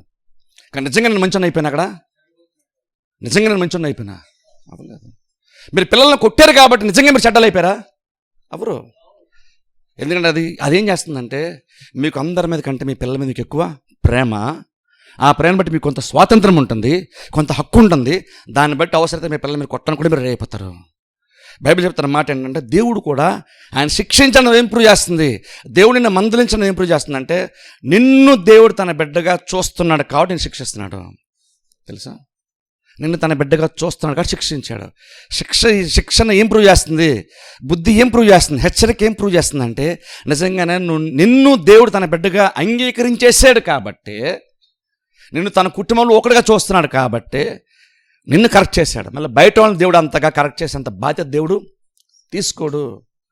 నువ్వు దేవుని బిడ్డగా దేవుడు ఫీల్ అయ్యాడు కాబట్టి నిన్ను దేవుడు కరెక్ట్ చేసే ప్రయత్నం చేశాడు. అందుకే ఇక్కడ బైబిల్లో పౌలు అంటున్నాడు, ఆయన గద్దింపును విసుక్కోవద్దు, తృణీకరించద్దు. ఎందుకంటే దేవుడు ఎవరిని శిక్షిస్తాడు? పౌలు అంటున్నాడు, ఎవరిని శిక్షిస్తాడు దేవుడు? ఎవరినైతే కుమారులుగా అంగీకరించాడో, స్వీకరించాడో, ఎవరినైతే ప్రేమించాడో వాళ్ళనే కదా దేవుడు శిక్షిస్తాడు. కాబట్టి శిక్షణలో లేదా శిక్షలో, బుద్ధి చెప్పడంలో, హెచ్చరిక చేయడంలో మరొక యాంగిల్ ఏంటి అంటే అది ఒక యాంగిల్లో నెగిటివ్గా కనబడుతుంది, ఒక యాంగిల్ అది కోపంలా కనబడుతుంది, ఒక యాంగిల్ ఇంకేదో వేరేగా కనబడుతుంది. కానీ లోతుగా ఆలోచించి బైబిల్ ప్రకారంగా చూస్తే అందులో ప్రేమ కనబడుతుంది. అది నేను చెప్తున్న మాట కాదు, అది బైబిల్ చెప్తున్న మాట. అని చూడండి, ఇంకా అలా కింద చదువుకుంటూ వెళ్దాం. చూడండి, ప్రభు తాను ప్రేమించు వారిని శిక్షించి తాను స్వీకరించి ప్రతి కుమారుని దండించును అని కుమారులతో సంభాషించినట్లు మీతో సంభాషించు ఆయన హెచ్చరికను మరచితిరి. శిక్షాఫలం పొందుటకై మీరు సహించుచున్నారు. దేవుడు కుమారులుగా మిమ్మల్ని చూచుచున్నాడు. తండ్రి శిక్షింపని కుమారుడెవడు? కుమారులందరూ కూడా శిక్షలో పాలు పొందుచున్నారు. మీరు పొందనిడలా దుర్బీజులే కాని కుమారులు. చూసారా? అంటే అర్థం ఏంటంటే శిక్షలో కనుక నువ్వు పాల్గొనడానికి ఇష్టపడకపోతే నువ్వు దుర్బీజు. అంటే అర్థం ఏంటంటే ఇంగ్లీష్ అయితే బాస్టర్స్ అని వస్తుంది. బాస్టర్స్ అన్నది యాక్చువల్గా బూతుమాట అనుకుంటాం, కానీ కాదు. అంటే మీరు నిజంగా మీరు ఆయన పిల్లలు కాదు, దుర్బీజులు. అంటే బేసిక్ మీరు ఆయనకి పుట్టలేదని అర్థం. బేసిక్ మీరు ఆయనకి పుట్టలేదని అర్థం. ఇప్పుడు నిజంగా ఆలోచించండి, దేవుడు మనల్ని ఎలా చూడమని ఇష్టపడుతున్నాం? దేవుడు నన్ను తన కుమారుని అంగీకరించాలని ఇష్టపడుతున్నామా? లేదండి దేవుడు నన్ను కుమారుడు చూడగా నన్ను ఏం అనకూడదండి అంటే ఏం అనకూడదు అన్నది ఏం ప్రూవ్ చేస్తుంది? ఒక నిజంగా దేవుడు ఏం అండం మానేశాడు అనుకో, అదేం ప్రూవ్ చేస్తుంది? దేవుడిని పెద్దగా పట్టించుకోవట్లేదు అని అర్థం. దేవుడిని పెద్దగా పట్టించుకోవట్లేదు. దేవుడు నిజంగా ఒక వ్యక్తిని పట్టించుకోవట్లేదు ఎలా తెలుస్తుంది? ఆ వ్యక్తి కొంచెం తేడాగా ఉన్నప్పుడు, మాటల క్రియలు తేడా ఉన్నప్పుడు, అది కరెక్ట్ కాదని అనిపించినప్పుడు ఎవరినైతే దేవుడు కరెక్ట్ చేస్తాడో వాళ్ళ మీద దేవుని యొక్క బాధ్యత ఉంది. వాళ్ళని తన వాళ్ళుగా చూస్తున్నాడు కాబట్టి దేవుడు శిక్షిస్తున్నాడు. సింపుల్ చెప్తాను చూడండి, దేవుడు కనుక శిక్షించట్లేదని అర్థం ఏంటంటే నిన్ను దేవుడు బేసిక్గా వదిలేశాడని అర్థం. అంటే యోధాన్ని దేవుడు అలా చేశాడు యేసుక్రీస్తు. కానీ బతినంత వరకు చాలా బాగుంటుంది. పేతురుని తిట్టాడు క్రీస్తు, ఇంకెవరన్నా తిట్టాడు క్రీస్తు, కానీ యోధాని ఏమి అనలేదు. యోధ చాలా హ్యాపీ ఫీల్ అయి ఉంటాడు బతినంతకాలం. కానీ చివరికి తన జీవితం ఎలా వెళ్ళింది? దేవుడు చూడండి, దేవుడు శిక్షించాలంటే నేను దేవుడు పని మేళ నువ్వు బండి మీద రోడ్డు మీద వెళ్తాను, నీ వెనక లారీ పంపించడం, నీకు రోగం పంపించడం చేయాల్సిన అవసరం లేదు. దేవుడు నిజంగా శిక్షించాలనుకుంటే నీతో మాట్లాడడం మానేస్తే, నువ్వు దారి తప్పుతున్నప్పుడు చెప్పడం మానేస్తే చాలు దేవుడు, తెలుసా? అదే శిక్ష. ఎందుకని దేవుడు ప్రేమిస్తే నీతో మాట్లాడతాడంట, నీకు కొన్ని హెచ్చరికలు చేస్తాడు, చెప్తాడంట. కాకపోతే ప్రాబ్లం ఏంటంటే విశ్వాసాలని మనము అలా దేవుడు చెప్పితే విన్నాను మనం రెడీగా ఉన్నామా? అలా చెప్పినప్పుడు దాన్ని అర్థం చేసుకున్నంత కనీస ఇంకిత జ్ఞానం ఉంటుంది చూస్తారు, కనీసం ఆ బేసిక్ నాలెడ్జ్, ఆ జ్ఞానం మనకు కనీసం ఉందా? హెచ్చరిక దేవుడు చేసినప్పుడు. ఎందుకంటే అలా చేస్తేనే నువ్వు ఇంకా బెటర్గా మారుతావు, శిక్ష ఫలం పొందుతావు. అంటే నువ్వు ఇంకా బెటర్గా మారుతావు. తెలుసా, పేతురులో చాలా లోపాలు ఉన్నాయి, కానీ పేతురు అంత బెటర్గా ఎలా మారాడంటే క్రీస్తు పేతురు దారి తప్పుతున్న వల్ల కరెక్ట్ చేస్తూ వచ్చారు. అలా కరెక్ట్ చేస్తూ వచ్చారు కాబట్టి ఓ మొమెంట్ వచ్చినప్పుడు పేతురు అంత గొప్పోడుగా మారాడు. తెలుసా, అంత గొప్పగా మారాడు. అంత గొప్ప మార్పు అటువంటిది, అంత గొప్ప మంచి లక్షణాలు అటువంటివి ఊరికనే రావు. తెలుసా, ఊరికనే రావు. అవి క్యాజువల్గా నువ్వు అనుకుంటే నీకు వచ్చేదు. తెలుసా, నువ్వు మంచిగా బిహేవ్ చేయాలి, నువ్వు అనుకోవచ్చు, నేను అందరితో మంచిగా ఉండాలి, మంచిగా ఆలోచించాలి, మంచిగా నువ్వు అనుకోవచ్చు. కానీ మనుషులంగా మనం ఎంత బలహీనమైనటువంటి వారమంటే, మనం ఎంత చేతకాని వారమంటే, నువ్వు అనుకుంటే నువ్వు సరిచేయబడలేవు. నాకు ప్రసంగం మాత్రం చేయండి, నన్ను కరెక్ట్ చేయద్దు అన్నట్టు బేసిక్ అర్థం ఏంటంటే, ఇండైరెక్ట్గా నువ్వు ఏం చెప్పావంటే, నేను అన్ని విషయాల్లో పర్ఫెక్ట్ అని నువ్వు చెప్పావు, నాకు అన్నీ తెలుసు అని నువ్వు చెప్పావు, నేను ఎప్పుడేం చేయాలి, నాకు అన్నీ బాగా తెలుసు, నేను ఇంకా పర్ఫెక్ట్గా ఉన్నాను, నాలో ఎటువంటి లోపాలు లేవని నువ్వు చెప్తున్నట్టు. ఇప్పుడు చెప్పండి, అది సాధ్యం? మనిషికి నాకు అన్నీ తెలుసు కాబట్టి నాకు ఎవరు చెప్పాల్సిన అవసరం లేదు, అది సాధ్యమా? నేను చేసే ప్రతిదీ పర్ఫెక్ట్ అనండి, ఎందుకంటే ప్రతిదీ ఆలోచించుకొని చేస్తానండి, అందుకని నేను ప్రతిదీ పర్ఫెక్ట్గా చేస్తాను అని నువ్వు అంటావు. సరే, ఓకే, నువ్వు ఆలోచిస్తున్న మంచిదే, కానీ ఇంకను నువ్వు ఆలోచించుకొని చేస్తున్నావు కాబట్టి నీకు అసలు దిద్దుబాటు అవసరం లేదా? నీకు అసలు కరెక్షనే అవసరం లేదా? చెప్పండి, కరెక్షన్ మనకు అవసరం లేదా? నువ్వు కరెక్షన్ అవసరం లేనంత పర్ఫెక్షన్ ఏ మనిషికి లేదు, అది ఎప్పటికీ ఎవరికి రాదు. తెలుసా, రాదు. అందుకనే నేను కరెక్ట్గా ఉన్నాను అని ఎప్పుడు ఆ భ్రమలో బతకండి. అది చాలా నేను అజ్ఞానం నడిపిస్తుంది, అది నేను ట్రబుల్స్లో నడిపిస్తుంది. అది మనం ఏం గ్రహించాలంటే, నీకు చాలా తెలిసి ఉండొచ్చు నీకు, కానీ ఏం గుర్తుపెట్టుకోవాలంటే నీకు తెలియదు. అందుకే చర్చ్ కోసం బేసిక్ ఎలా రావాలి తెలుసా? బహుశా నువ్వు దేవుని మీద ఎలాంటి ఎక్స్పెక్టేషన్ ఉండాలంటే, నాలో ప్రామిస్ ఉన్నాడు ప్రభు, అది నాకు తెలియజేయనంత మనస్సు, ఓపెన్ హార్ట్ ఉండాలి మనకి, తెరవబడిన హృదయంతో మనం రావాలి. చాలా ప్రసంగాలు వచ్చినప్పుడు ఓ రకంగా చెప్పండి, నువ్వు దేవునికి థ్యాంక్సే చెప్పాలని అడిగితే తెలుసా? ఎందుకంటే అది ఎప్పుడు నువ్వు అలా ఇప్పుడు రెస్పాండ్ అవుతావు. జ్ఞానోపదేశాన్ని ఎప్పుడు అంగీకరిస్తావంటే, ఎంతో కొంత నీ జ్ఞానం ఉంటేనే ఉపదేశాన్ని అంగీకరిస్తావు. అప్పుడు నీకు ఎంతో కొంత జ్ఞానం ఉంటే నీ కరెక్షన్ చేయబడినప్పుడు నువ్వు ఒక దేవునికి నిజంగా థ్యాంక్స్ చెప్తావు. ఎందుకంటే థ్యాంక్స్ ఎందుకు చెప్తావు అంటే, ఓహో, దేవుడు నా మీద దృష్టి ఉంచాడు, నన్ను బెటర్గా నడిపించాలనుకుంటున్నాడు, నా లైఫ్ని కడదామనుకుంటున్నాడు, నా లైఫ్ని స్థిరపరుద్దాం అనుకుంటున్నాడు, మంచి కార్యములతో నా జీవితాన్ని నింపుదాం అనుకుంటున్నాడు. కాబట్టి నా మీద దేవుని యొక్క దృష్టి ఉంది, నాతో మాట్లాడుతున్నాడు దేవుడు, నన్ను ఇగ్నోర్ చేయట్లేదు. ఇంతమంది ఉంటే ఇంతమందిలో దేవుడు నాతో మాట్లాడుతున్నాడు. బహుశా సరిగ్గా వెంటలేదానేమో దేవుడు నాకు హెచ్చరిక చేస్తున్నాడు, దేవుడు నాతో మాట్లాడాడు. అదంత గొప్ప విషయం. సపోజ్ అన్న పేతురుని కనుక ఆ రోజు సిలువునికి ఎప్పటికీ దూరం అవును కాకని పేతురు అన్నప్పుడు క్రీస్తు ఏమన్నది అనుకోండి, అంటే పేతురు ఫీల్ అవుతాడు, వదిలేసి వెళ్ళిపోతాడేమో, 11 మంది అయిపోతారు, కనుక పేతురుని వదిలేశారు అనుకోండి. నాకు తెలిసి ఖచ్చితంగా పేతురు అపోస్తలుగా ఉండే ఛాన్స్ ఉండేదే కాదు. ఎందుకంటే అంత స్థితి, అంత గొప్పతనం బహుశా పేతురుకి వచ్చేది కాదు. అలాంటి దిద్దుబాటు లేకుండా ఆ స్థితికి రావడం ఎవరి వల్ల అవ్వదు. మనం స్కూల్ కూడా పిల్లలందరూ ఏదో పంపిస్తాం, అందుకే కొన్ని నేర్చుకుంటాం. మ్యూజిక్ నేర్చుకున్నప్పుడు టీచర్ ఖచ్చితంగా మనం కరెక్ట్ చేస్తాం, మనం సరిగ్గా కొన్ని చెయ్యం, ఎలా చేయాలో చెప్తారు. మనం డ్రైవింగ్ స్కూల్కి వెళ్ళామనుకోండి, మనం సరిగ్గా చేయలేము, ఆ డ్రైవింగ్ నేర్పించే వాళ్ళు మనకి ఇప్పుడు అలా చేయాలో మనకు చెప్తారు వాళ్ళు, అది కూడా దిద్దుబాటే. అలాగే నువ్వు చాలా చేస్తున్నప్పుడు నువ్వు ఒక ట్రైనింగ్ పొందుకున్నావు అనుకో, డ్యూటీలో ట్రైనింగ్ పొందుకుని టెక్నికల్గా ట్రైనింగ్ తీసుకుంటే నీ పైన ఉన్నటువంటి వాళ్ళు నీకు ట్రైనింగ్ ఇచ్చారు, నీకు కొన్ని చెప్తారు, నువ్వు ఇలా చేస్తావు, ఇలా చేయడం, ఇలా ప్రాబ్లం వచ్చింది, ఇలా కాదు ఎలా చేయాలంటే వాళ్ళు చాలా హ్యాపీ ఫీల్ అవుతారు అక్కడ. ఓహో ఇదా అని నిజంగా అలాంటి విషయాల్లో మనకు తెలియక కొన్ని చేస్తున్నప్పుడు ఎవరైనా కనుక మనకు ఒక ఐడియా ఇచ్చి ఇది చేసిన ఇలా కాదు ఇలా చేస్తే మీకు బాగుంటుందని చెప్పినప్పుడు మనందరం చాలా హ్యాపీ ఫీల్ అవుతాం తెలుసా. బయట డ్యూటీలో కానీ అలాగా నీ పైన ఉన్నవాడు కనుక నీ మీద కోపం ఉంటే నీకు చెప్పడం మానేస్తాడు. అప్పుడు నువ్వు జీవితం ప్రతిసారి నువ్వు దాంతో అదే తప్పులు చేస్తుంటావు, స్ట్రగుల్ అవుతుంటావు. బేసిక్గా కార్యం అలాగనే చేయాలేమో, ఆ కార్యం అంతే ప్రతిఫలం వస్తుందేమో అని అనుకుంటావు. కానీ నీ మేలు కోరేటువంటి ఏం చేస్తాడు తెలుసా, నీ లైఫ్ ఈజీగా మార్చడానికి అవసరమైతే ఆ జ్ఞానం, టెక్నికల్గా నీ జ్ఞానం ఇచ్చి నీ ఫ్యూచర్కి నువ్వు ప్రమోషన్స్ అన్నిటికీ ఉపయోగపడడానికి ఏం చేస్తారంటే నీ పైన ఉన్నటువంటి వాళ్ళు లేదా తెలిసినటువంటి వాళ్ళు ఏం చేస్తారు, ఇది చేయాల్సింది ఇలా కాదు, నువ్వు సరిగ్గా పట్టుకోవడం ఇలా పట్టుకో, తిప్పాల్సింది ఇలాగా, చేయాల్సింది ఇలాగా, ఇక్కడ ఇలా చేయాలి అని టెక్నికల్ కొంతమంది కొన్ని చెప్పారు అనుకోండి. అర్థం ఏంటంటే వాళ్ళకి నీ మీద ప్రేమ ఉంది, నీ ఫ్యూచర్ బాగుండాలని వాళ్ళు అనుకుంటున్నారు. అందుకని నీ ఫ్యూచర్ కోసం వాళ్ళ విషయాలు చెప్తున్నారు. ప్రపంచంలో మనకి అది అర్థమవుతుంది ఆ విషయాలు. కానీ అదే క్రిస్టియన్ మళ్ళీ చర్చకొస్తాడు, ఇక్కడ కనుక పాస్టర్ గారు అని చెప్పారు అనుకోండి, మనం ఎందుకు పాస్టర్ గారిని నెగిటివ్గా తీసుకుంటాం. అసలు మనం దేవుని కూడా యాక్చువల్గా మనం చూడలేం. ఎందుకని మనం చర్చకు వస్తుంటే మనం అంత పర్ఫెక్ట్గా చర్చకు వస్తున్నామా? నేను చేస్తా చెప్పని చూస్తే చర్చకు నువ్వు ఎందుకు వస్తావు అంటే నువ్వు పర్ఫెక్ట్ కాదు కూడా చర్చకు వస్తున్నావు. మీరు ఎవరైనా కనుక నేను చాలా పర్ఫెక్ట్ అంటే నాకు ఎవరైనా చెప్పాల్సిన అనుకుంటే నేను బైబిల్ బట్టి చెప్పేస్తాను, మీరు చర్చ రాసిన అవసరం లేదు.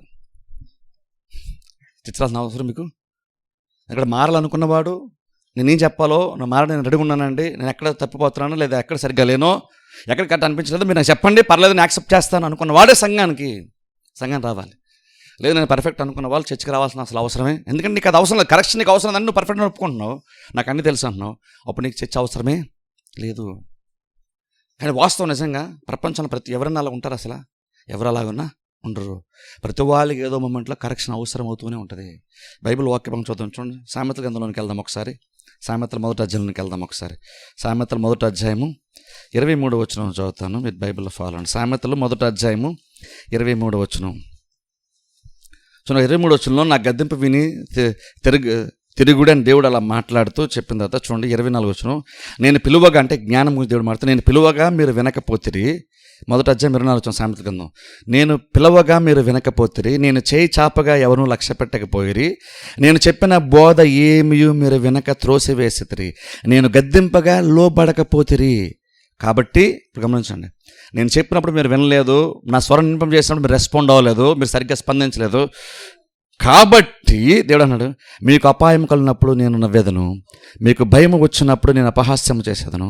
భయం మీ మీదకి తుఫాను వలె వచ్చినప్పుడు, సుడిగాలి వచ్చినట్లు మీకు అపాయం కలుగున్నప్పుడు, మీ కష్టమును దుఃఖమును ప్రాప్తించినప్పుడు నేను అపహాస్యం చేసేదను. ఇక్కడ గమనించండి, అప్పుడు వారు నన్ను గూర్చి మొర్ర పెట్టుదురు కానీ నేను ప్రత్యుత్తరం ఇయ్యకుందును, నన్ను శ్రద్ధగా వెతికెదరు కానీ వారికి నేను కనబడకుందును. చూసారా 23-24 వచనంలో అదే కనుక వాళ్ళు చేస్తుంటే 27-28 వచనాలు ఏదైతే వాళ్ళు తర్వాత చేశారో అదే కనుక 2-3 వచనాలు పైన చేస్తుంటే కనుక వాళ్ళకి ప్రమాదం వచ్చిండేది కాదు, అపాయం వచ్చినది కాదు, వాళ్ళు భయపడాల్సిన పని వాళ్ళకు ఉండేదే కాదు. ఆ స్థితిలోనికి వాళ్ళు ఎలా వెళ్ళిపోయారు? దేవుడు అంటున్నాడు, అది వచ్చి నేను నవ్వుతాను, ఎందుకంటే నేను ఆల్రెడీ చెప్పాను, అది చెప్పుంటే నువ్వు బహుశా నువ్వు ఈ స్థితిలో ఉండేవాడివి కాదు. నువ్వు చెప్పినా నువ్వు వెళ్ళలేదు కాబట్టి నువ్వు ఈ మొమెంట్కి నువ్వు ఎలాగన్నా ఉన్నావు. ఇప్పుడు నీకు ఎక్స్పీరియన్స్ నీకు ఎందుకు ఉంది అంటే నేను చెప్పినప్పుడు వెళ్ళలేదు కాబట్టి ఇక్కడ ఉంది. అందుకే ఇప్పుడు జ్ఞానం నవ్వుతుంది అంటే అర్థం ఏంటంటే నువ్వు జ్ఞానవంతుడు నాకు తెలుసు నువ్వు అనుకున్నావు కదా, నీకు నిజంగా తెలుసుండుంటే నువ్వు అసలు ఇందులో నువ్వు ఇలాగ ఈ ప్రాబ్లం నువ్వు ఎందుకు నిజంగా ఉండుంటావు. ఈ ప్రాబ్లం ఉన్నామనేది ఏం ప్రూవ్ చేస్తుందంటే నీకు అన్నీ తెలుసని 2 వర్షాల పైన నువ్వు అనుకున్నావు, నీకు తెలియదని నేను చెప్తున్నాను, నువ్వు విన్నాను, నువ్వు రెడీగా లేవు. అందుకని ఇప్పుడు నీకు తెలిసిందా నవ్వుతానంటే అర్థం ఏంటి, అపహాస్యం చేస్తున్న అర్థం ఏంటంటే ఇప్పటికీ నీకు అర్థమైందా? నీకు జ్ఞానం లేదు, ఆ జ్ఞానం నీకు అవసరమైన విషయం నీకు ఎప్పటికైనా నీకు అర్థమైందని అర్థం. అది దేవుడు ఏదో నువ్వు సఫర్ అవుతుంటే దేవుడు నవ్వుతాడని కదా అర్థం.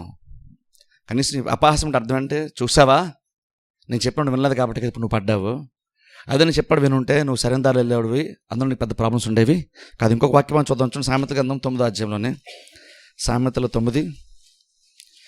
9వ అధ్యాయము 9వ వచనం చూద్దాం. సామెతల గ్రంథం 9వ అధ్యాయము 9వ వచనం చూద్దాం. సామెతలు 9:9, జ్ఞానము గలవానికి ఉపదేశము చేయగా వాడు మరింత జ్ఞానము నొందును, నీతి గలవానికి బోధ చేయగా వాడు జ్ఞానాభివృద్ధి.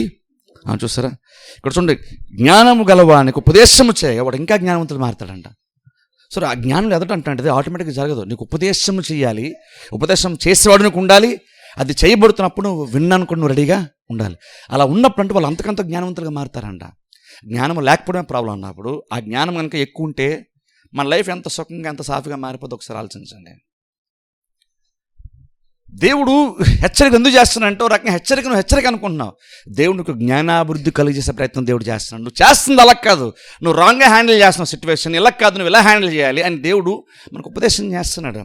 అది సరి చేసుకున్న వాడు నీతి మార్గంలో నడుస్తాడు. అది ప్రతిఫలం, దాని యొక్క ప్రతిఫలాన్ని ఖచ్చితంగా మనం పొందుకుంటాం. దాన్ని ఫాలో అవునటువంటి వాడు, నాకు తెలుసులే నాకెవరు చెప్పాల్సిన అవసరం లేదు అనుకున్నటువంటి వాడు ఖచ్చితంగా సఫర్ అవుతాడు.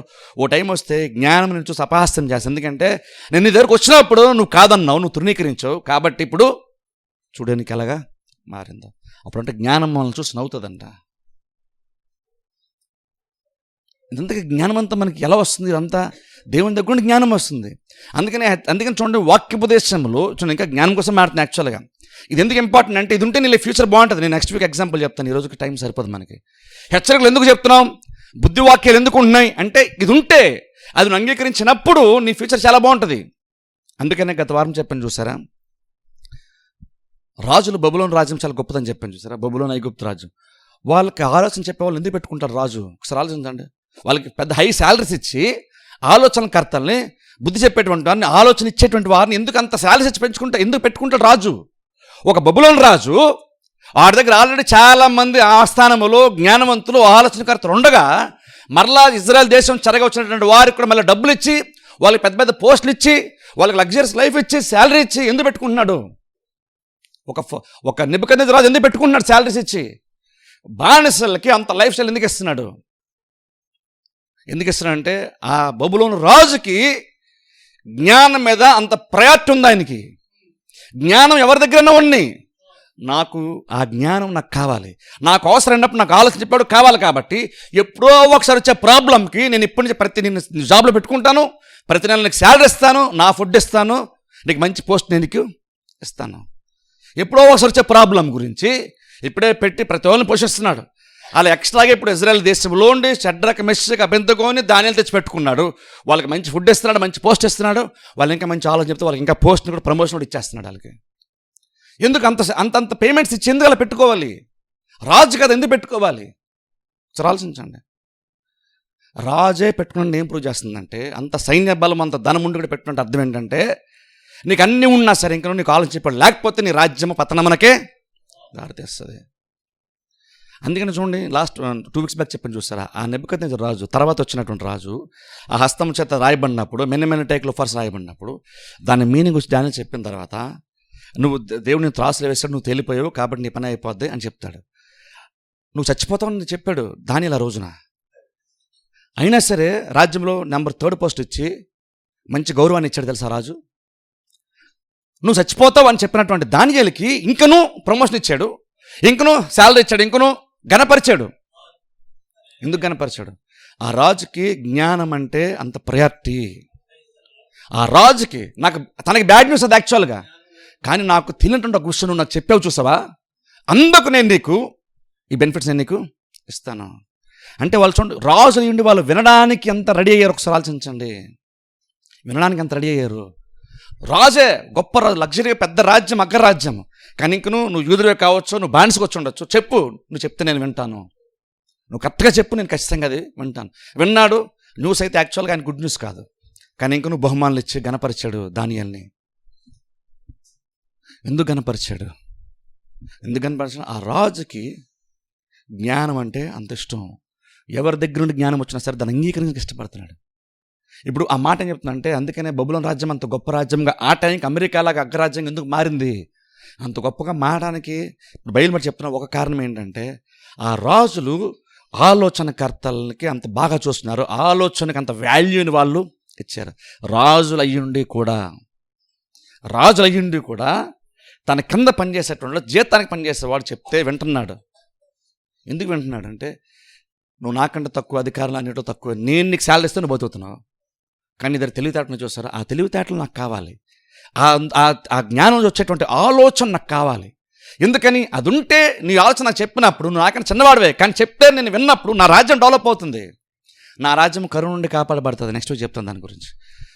అందుకని ఈరోజు బుద్ధి కోసం ఎందుకు చెప్తున్నాను, నేను జ్ఞానం గురించి మాట్లాడినప్పుడు బుద్ధి కోసం ఎందుకు చెప్తున్నా ఈరోజు అంటే, నువ్వు ఇలా కాదు ఇలాగా అని చెప్తే రాజ్యం డెవలప్ అయింది అక్కడ వాళ్ళకి. ఇప్పుడు అలాగే మన లైఫ్ ఎప్పుడు బెటర్గా మారుతుంది అంటే, నువ్వు ఇలా కాదు ఇలాగా అన్నప్పుడు నీ లైఫ్ బెటర్గా మారుతుంది. అందుకని రాజులే అలా పెట్టుకున్నప్పుడు మనం ఇంకెంతగా మనం ఆలోచన చెప్పేవారు మనం నిర్ణయించుకోవాలి, ప్రతిష్ఠించుకోవాలి, దానికి వాల్యూ కూడా నేర్చుకోవాలి. ఊరికనే బబులోను రాజ్యం అంత గొప్ప రాజ్యంగా మారిపోలేదు. ఊరినే కొంతమంది రాజులు అంత బలమైనటువంటి రాజ్యాలుగా మారలేదు. ఊరినే వాళ్ళంత గొప్ప రాజులుగా వాళ్ళు మారలేదు. వాళ్ళు మారడానికి కారణం ఏంటంటే ఆలోచనకర్తలను వాళ్ళు పెట్టుకున్నారు. ఆల్రెడీ ఉన్నారు కదా, సరిపోరా నెబుకద్నెజర్కి? ఎంతమంది ఉంటే అంత మంచిది. అందుకే బైబిల్ ఉంది, రాబోతున్నారు కూడా చెప్తాను. ఆలోచనకర్తలు అంట అనేకులు ఉండటం ఆశీర్వాదకరం అంట. ఒకరిద్దరు కాదు, ఎంత ఎక్కువ మంది ఉంటే నీకు అంత మంచిదంట.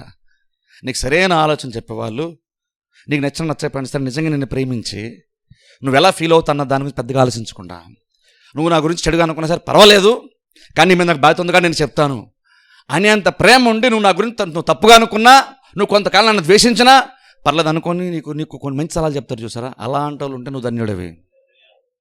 నాకు ఎవరు ఏం చెప్పరండి, ఎందుకంటే నా మెంటూ నేను నెంబర్ 1 అన్నావంటే నీకు ఎప్పటికైనా పత్రమే. ఎందుకంటే రాజుకే చెప్పేవాళ్ళు ఉండాలి అంటే ఇప్పుడు అర్థం ఏంటి? ఇప్పుడు ఖచ్చితంగా నువ్వెంత అధికారం గలవడమైనా సరే నీకంటూ ఆలోచన చెప్పేవాళ్ళు ఉండాలి. అది నీకు మేలు చేస్తుంది. అందుకని ఇక్కడ దేవుడు అంటున్నాడు, జ్ఞానం గలవాడు పాండిత్యం సంపాదించుకుంటాడు. ఉన్న కొంత ఇంకా బుద్ధిని సంపాదించుకుని ఇంకో వాక్య భాగం ముగించుకుందాం. చూడండి, సామెతల 13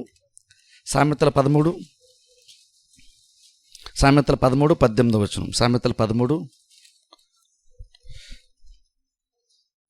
శిక్షను ఉపేక్షించు వానికి అవమానము దారిద్ర్యతలు ప్రాప్తించును, గద్దెంపు లక్ష్య పెట్టువాడు ఘనత నొందును. మరొకసారి చదువుతాం, జాగ్రత్తగా గమనించండి. సామెతల 13:18 శిక్షను ఉపేక్షించు వానికి అవమానము దారిద్ర్యము ప్రాప్తించును. అంటే శిక్షను త్రోసివేసేటువంటి వాళ్ళకి అవమానం వస్తుంది. అవమానం ఒకటే కాదు, దారిద్ర్యం వస్తుంది, పేదరికం, లేమి. అలాగే గద్దెంపును లక్ష్య పెట్టువాడు ఘనపరచబడతాడు. సరే, ఘనత ఊరిని వచ్చేలేదు. అక్కడ ఓ వ్యక్తి ఘనత పొందుకున్నాడంటే ఆ స్థాయిలోకి ఎవరో నీకు ఆలోచన ఇచ్చారు కాబట్టి ఇప్పుడు ఈ స్థితిలో ఉన్నావు. అది నీ గొప్పతనం కాదు. ఆ టైంకి నువ్వు కన్ఫ్యూజ్ ఉన్న టైంలో బహుశా నువ్వు ఆ మొమెంట్లో నువ్వు రాంగ్ స్టెప్ వేస్తావు, లేదంటే నువ్వు సరి నిర్ణయం తీసుకోవనేమో. దేవుడు ఎవరో ఒకరిని పంపించి నీకు ఒక మంచి సలహా ఇచ్చాడు. ఆ మొమెంట్లో నువ్వు విన్నావు కాబట్టి ఇప్పుడు నీకు ఘనత వచ్చింది. అదే బైబిల్ మనం చెప్తున్నాం, అలా విన్నటువంటి వాళ్ళకి ఘనత వస్తుంది.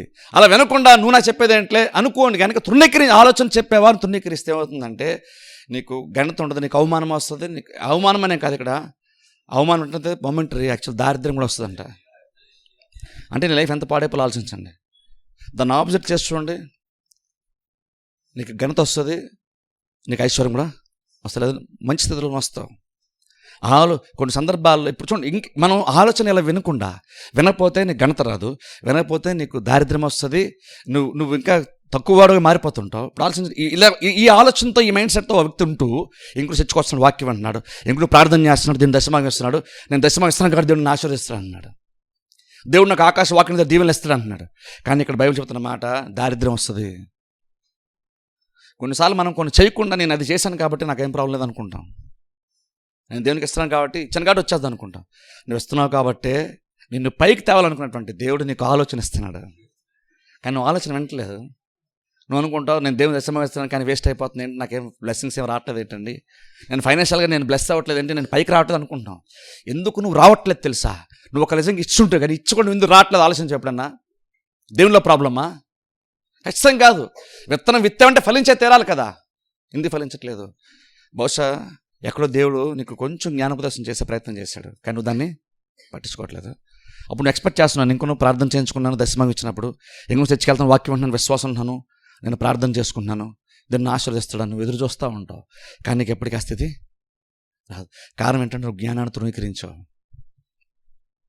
అందుకే లైఫ్లో చిన్న చిన్న కరెక్షన్స్ చాలా చాలా ఇంపార్టెంట్ అంటాను. గత ప్రాబ్లం ఏంటంటే అది మనం మార్చుకోవడానికి పెద్దగా మనం ఇష్టపడాం.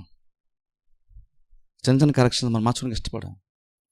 ఈ రోజులు ఆలోచించండి, జనరల్ ఆలోచించండి, ముగించేస్తాను 5 minutesలో. ఆలోచించండి ఒకసారి, ఈ రోజుల్లో ఎవరన్నా సరే నువ్వు వెళ్ళక కాదు, నువ్వు కరెక్ట్ చేయట్లేదు, నువ్వు కరెక్ట్ మాట్లాడటం, నువ్వు వెళ్ళక కాదు, ఇలా చెయ్యి అన్న మాట ఇంకోళ్ళు నీకు ఎందుకు చెప్తారు? ఒకసారి ఆలోచించండి.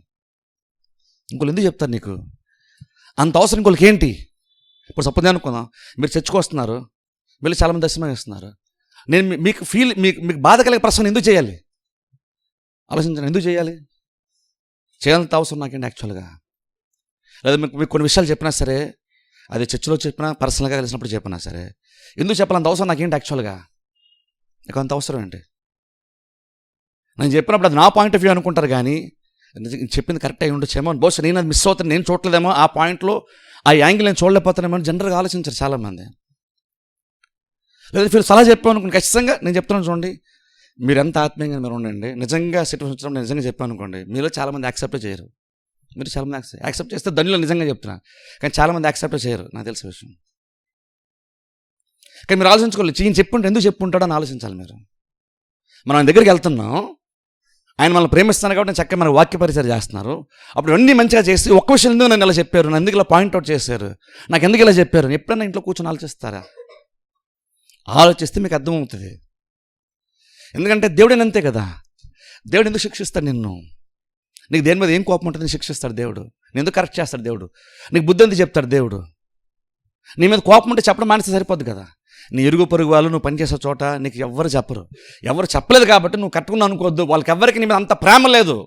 నువ్వు వాళ్ళని చెడ్డోడు అంటావు, వాళ్ళని నెగిటివ్గా చూస్తావు, నువ్వు వాళ్ళని దూరం పెడతావు, కొంతకాలం వాళ్ళ గురించి సరైన అభిప్రాయం ఉండదు, మారిపోద్ది. అదంతా వాళ్ళు ఫేస్ చేయడానికి వాళ్ళకి ఇష్టం లేదు. నాకేం పోయిందిలే అనుకుంటారు కాబట్టి సలహాలు చెప్పరు వాళ్ళు, తెలుసా? అర్థమవుతుంది చెప్పేది. నాకేం పోయిందిలే, నాకెందుకులే నష్టం అనుకొని సలహా చెప్పడం మానేస్తారు. చాలా కొన్నిసార్లు మనం ఎంత అజ్ఞానం ఉంటాం అంటే అదే ప్రేమ అనుకుంటాం. నువ్వు ఎలా ఉన్నా సార్ నీకేం చెప్పరు చూసారు, అదే ప్రేమ అనుకుంటాం మనం. కానీ ఎప్పుడన్నా కానీ నాకు నిజంగా నా లోపల బలంగా అనిపించేది అని చెప్పాను అనుకోండి, పాస్టర్ గారు ఏదో అన్నారండి, ఆయనకి ఇలా ఇష్టం లేదేమో, అలా ఇష్టం లేదేమో, ఇలా బేసిక్గా నా గురించి అనుకుంటారు. అది క్లియర్గా ఫేస్లో తెలిసిపోద్ది. అది వాళ్ళు చెప్పిన కొన్ని రోజుల పాటు వాళ్ళు ఎలా ఉంటారో నాకు తెలిసిపోద్ది. అది ఎందుకని ఒక మనిషి ఎందుకు అలా చెప్తాడు నీకు అంటే ఒకసారి అందులో ఎంత డెప్త్ ఉంటుందంటే, నువ్వు నన్ను చెడ్డగా అనుకున్నా పర్లేదు, నన్ను చెడ్డగా అనుకున్నా నన్ను దూరం పెట్టినా పర్లేదు, నువ్వు ఎలా ఫీల్ అయినా పర్లేదు అనేంత ప్రేమ నీ మీద ఉంటేనే, తను తాను తగ్గించుకొని తను బ్యాడ్ అయిపోయినా పర్లేదు, కానీ నువ్వు మాత్రం అలా ఉండడం నాకు ఇష్టం అనుకున్న వాళ్ళు మాత్రమే నీకు అలాగనా చెప్తారు. నువ్వు చేసే ప్రతిదాన్ని సమర్థించి అవునులే కరెక్ట్ వాళ్ళు చేస్తావు, ఎందుకంటే నువ్వు చేసింది రీజనబుల్ లేలే, నువ్వు అన్న మాట రీజనబుల్ ఎందుకంటే మరి ఇలా ఉంది కదా అని సమర్థించేటువంటి వాళ్ళు అయితే నేను నిజంగా పాడు చేస్తున్నారంటాను. నన్ను ప్రేమించాలి ఎప్పుడు నీకు అలాగనా చేయరు. అందుకని ఈరోజు ఎవరు పెద్ద పట్టించుకోరు నీ గురించి, కానీ మనం పట్టించుకోలేదు కాబట్టి వాళ్ళకే ప్రేమ అనుకుంటాం. నేను పట్టించుకోవడం ప్రతి ఇలా చేస్తాం అనుకోండి, ఎలాగ కొంచెం ఒకవేళ చెప్పినప్పుడు కొంచెం కఠినంగా చెప్పినా సరే అదేంటంటే చాలామంది నెగిటివ్గానే తీసుకుంటారు అది. కానీ మనం ఎలా ఉండాలి, జ్ఞానం కలిగిన వాళ్ళు అయితే ఎలా ఉంటామంటే, ఆయన చెప్పడం ఆయన ఎక్స్ప్రెషన్ బోస్ కోపంగా ఉండొచ్చు, ఆయన మూడు కొంచెం ఆఫర్ ఉండొచ్చు, కానీ చెప్పిన విషయం ఏంటి? ఎందుకంటే ప్రతిసారి మనకు మంచి ఫీలింగ్ ఉండదు. ఇంట్లో చికెను, మటను, బిర్యానీ ఈ బాగా తింటాం, హ్యాపీగా తింటాం. వంకాయ కూర, కాకరకాయ కూర, బీరకాయ కూరలు నచ్చవు మనకి. అక్కడ మనం ఫీలింగ్ మీద డిపెండ్ అవుతాం. అక్కడ చెప్పండి, మనం ఫీలింగ్ మీద డిపెండ్ అవుతాం. ఫీలింగ్ మీద డిపెండ్ అయిన రోజు చికెన్లు మటలే తెచ్చుకోవాలి మనం. కానీ కొన్నిసార్లు అప్పుడప్పుడు మనకి కొంచెం తినాలనిపించింది కాబట్టి టేస్ట్ఫుల్గా మంచిగా తింటే బాగుంటుంది, సాటిస్ఫాక్షన్ కోసం కొన్నిసార్లు తెచ్చుకుంటాం మంచిదే. కానీ ఇంకొను ఎక్కడో లోపల మనకేం తెలుసు అంటే ప్రతిసారి ఇదే కాదు, కొన్ని మనకు నచ్చవు కానీ ఇంకొను మనం తినాలి. ఎందుకంటే అది నాకు టేస్ట్ సరిగ్గా లేకపోవచ్చు, నాకు అది ఎంజాయ్మెంట్ అవ్వకపోవచ్చు, కానీ నాకు అది అవసరం అని గుర్తించాం కాబట్టి ఇంకొను కొన్ని పెద్దగా ఇష్టం లేకపోయినా సరే వారానికి ఒకసారి తెచ్చుకొని తినే ప్రయత్నం మనం చేస్తూ ఉంటాం. తినేటప్పుడు మంచి ఫీలింగ్ ఉంటుందా? చికెన్ తినేంత ఎంజాయ్మెంట్ బీరకాయ కూరలో, కాకరకాయ కూరలు ఉంటుందా? ఉండదు.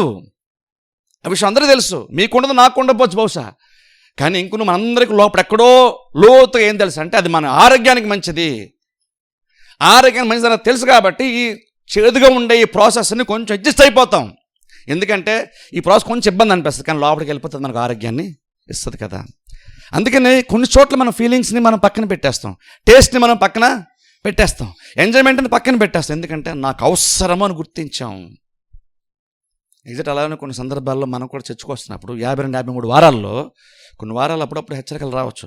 అది ప్రసంగాల్లో రావచ్చు, లేదంటే పర్సనల్ నేను ఎప్పుడైనా సరే చెప్పొచ్చు, నాకు చెప్పాలనిపిస్తే ఖచ్చితంగా. నార్మల్ నేను చెప్పడానికి ఇష్టపడను, పెద్దగా ఇష్టపడను. కానీ నేను ఒక నిజంగా ఎప్పుడైనా ఎవరికైనా నాకు చెప్పానంటే నాకు లోపల చాలా బలంగా అనిపిస్తే చెప్తా విషయం. చెప్పకపోవడం తప్పు అనిపిస్తే చెప్తా. నార్మల్ ప్రతి చిన్నదే నా బోతద్దులో చూసి చెప్పేలా నాకు ఎప్పుడు ఆ ఫీలింగ్ ఉండదు నాకు. కానీ ఒకవేళ ఎప్పుడైనా చెప్పాల్సి వచ్చి చెప్పాను అనుకోండి, ఖచ్చితంగా అది నాకు తెలిసిన కన్విక్షన్ ఏంటంటే నేను అలా చెప్పాల్సిన సందర్భం వచ్చి ఎవరికైనా చెప్పంటే అర్థం ఏంటంటే నేను చెప్పిన ఖచ్చితంగా వాళ్ళకి మంచి ఫీలింగ్ కలదనేసి నాకు ముందే తెలుసు. మంచి ఫీలింగ్ కాదని తెలుసు, వాళ్ళు వినగానే వాళ్ళు హ్యాపీ ఫీల్ అవ్వరు అని నాకు తెలుసు, వాళ్ళ బాధ అనిపిస్తుంది తెలుసు, నా గురించి చెడుగా అనుకుంటానని తెలుసు, నన్ను అవాయిడ్ చేస్తారని కూడా నాకు టెంపరీగా అవాయిడ్ చేస్తారని తెలుసు. అయినా సరే చెప్తాం ఒక్కోసారి. ఎందుకంటే నాకు మీ మీద ఎంత ప్రేమ ఉంటే నాకు పని చేస్తానంటే, మీ మీద ఎంత రెస్పాన్సిబిలిటీ ఉంటే పని చేస్తాను, మీకు నేను ఎంత వాల్యూ ఇస్తా పని చేస్తానంటే, కొంతకాలం నేను చెడ్డ అయిపోయినా పర్లేదు, కానీ ఇంక నువ్వు బెటర్గా ఉంటే బాగున్ను అనేంత ప్రేమ నాకు ఉంటేనే నేను ఆ పని చేస్తాను. ఈ రోజుల్లో ఎవరు చేస్తారు చెప్పండి? అది నేను చెడ్డ అయిపోయినా పర్లేదు నువ్వు బాగుండు అని ఎవరంటారు ప్రపంచంలో? ఎవరు అనరు అలాగా. అలాగని నీ పక్కింటోళ్ళు ఎదురింటోళ్ళు నువ్వు పనిచేసే చోట ఉన్న వాళ్ళందరూ మంచోళ్ళు, చర్చిలోనే పాస్టర్ గారేనండి చెడ్డోళ్ళు కొద్దు.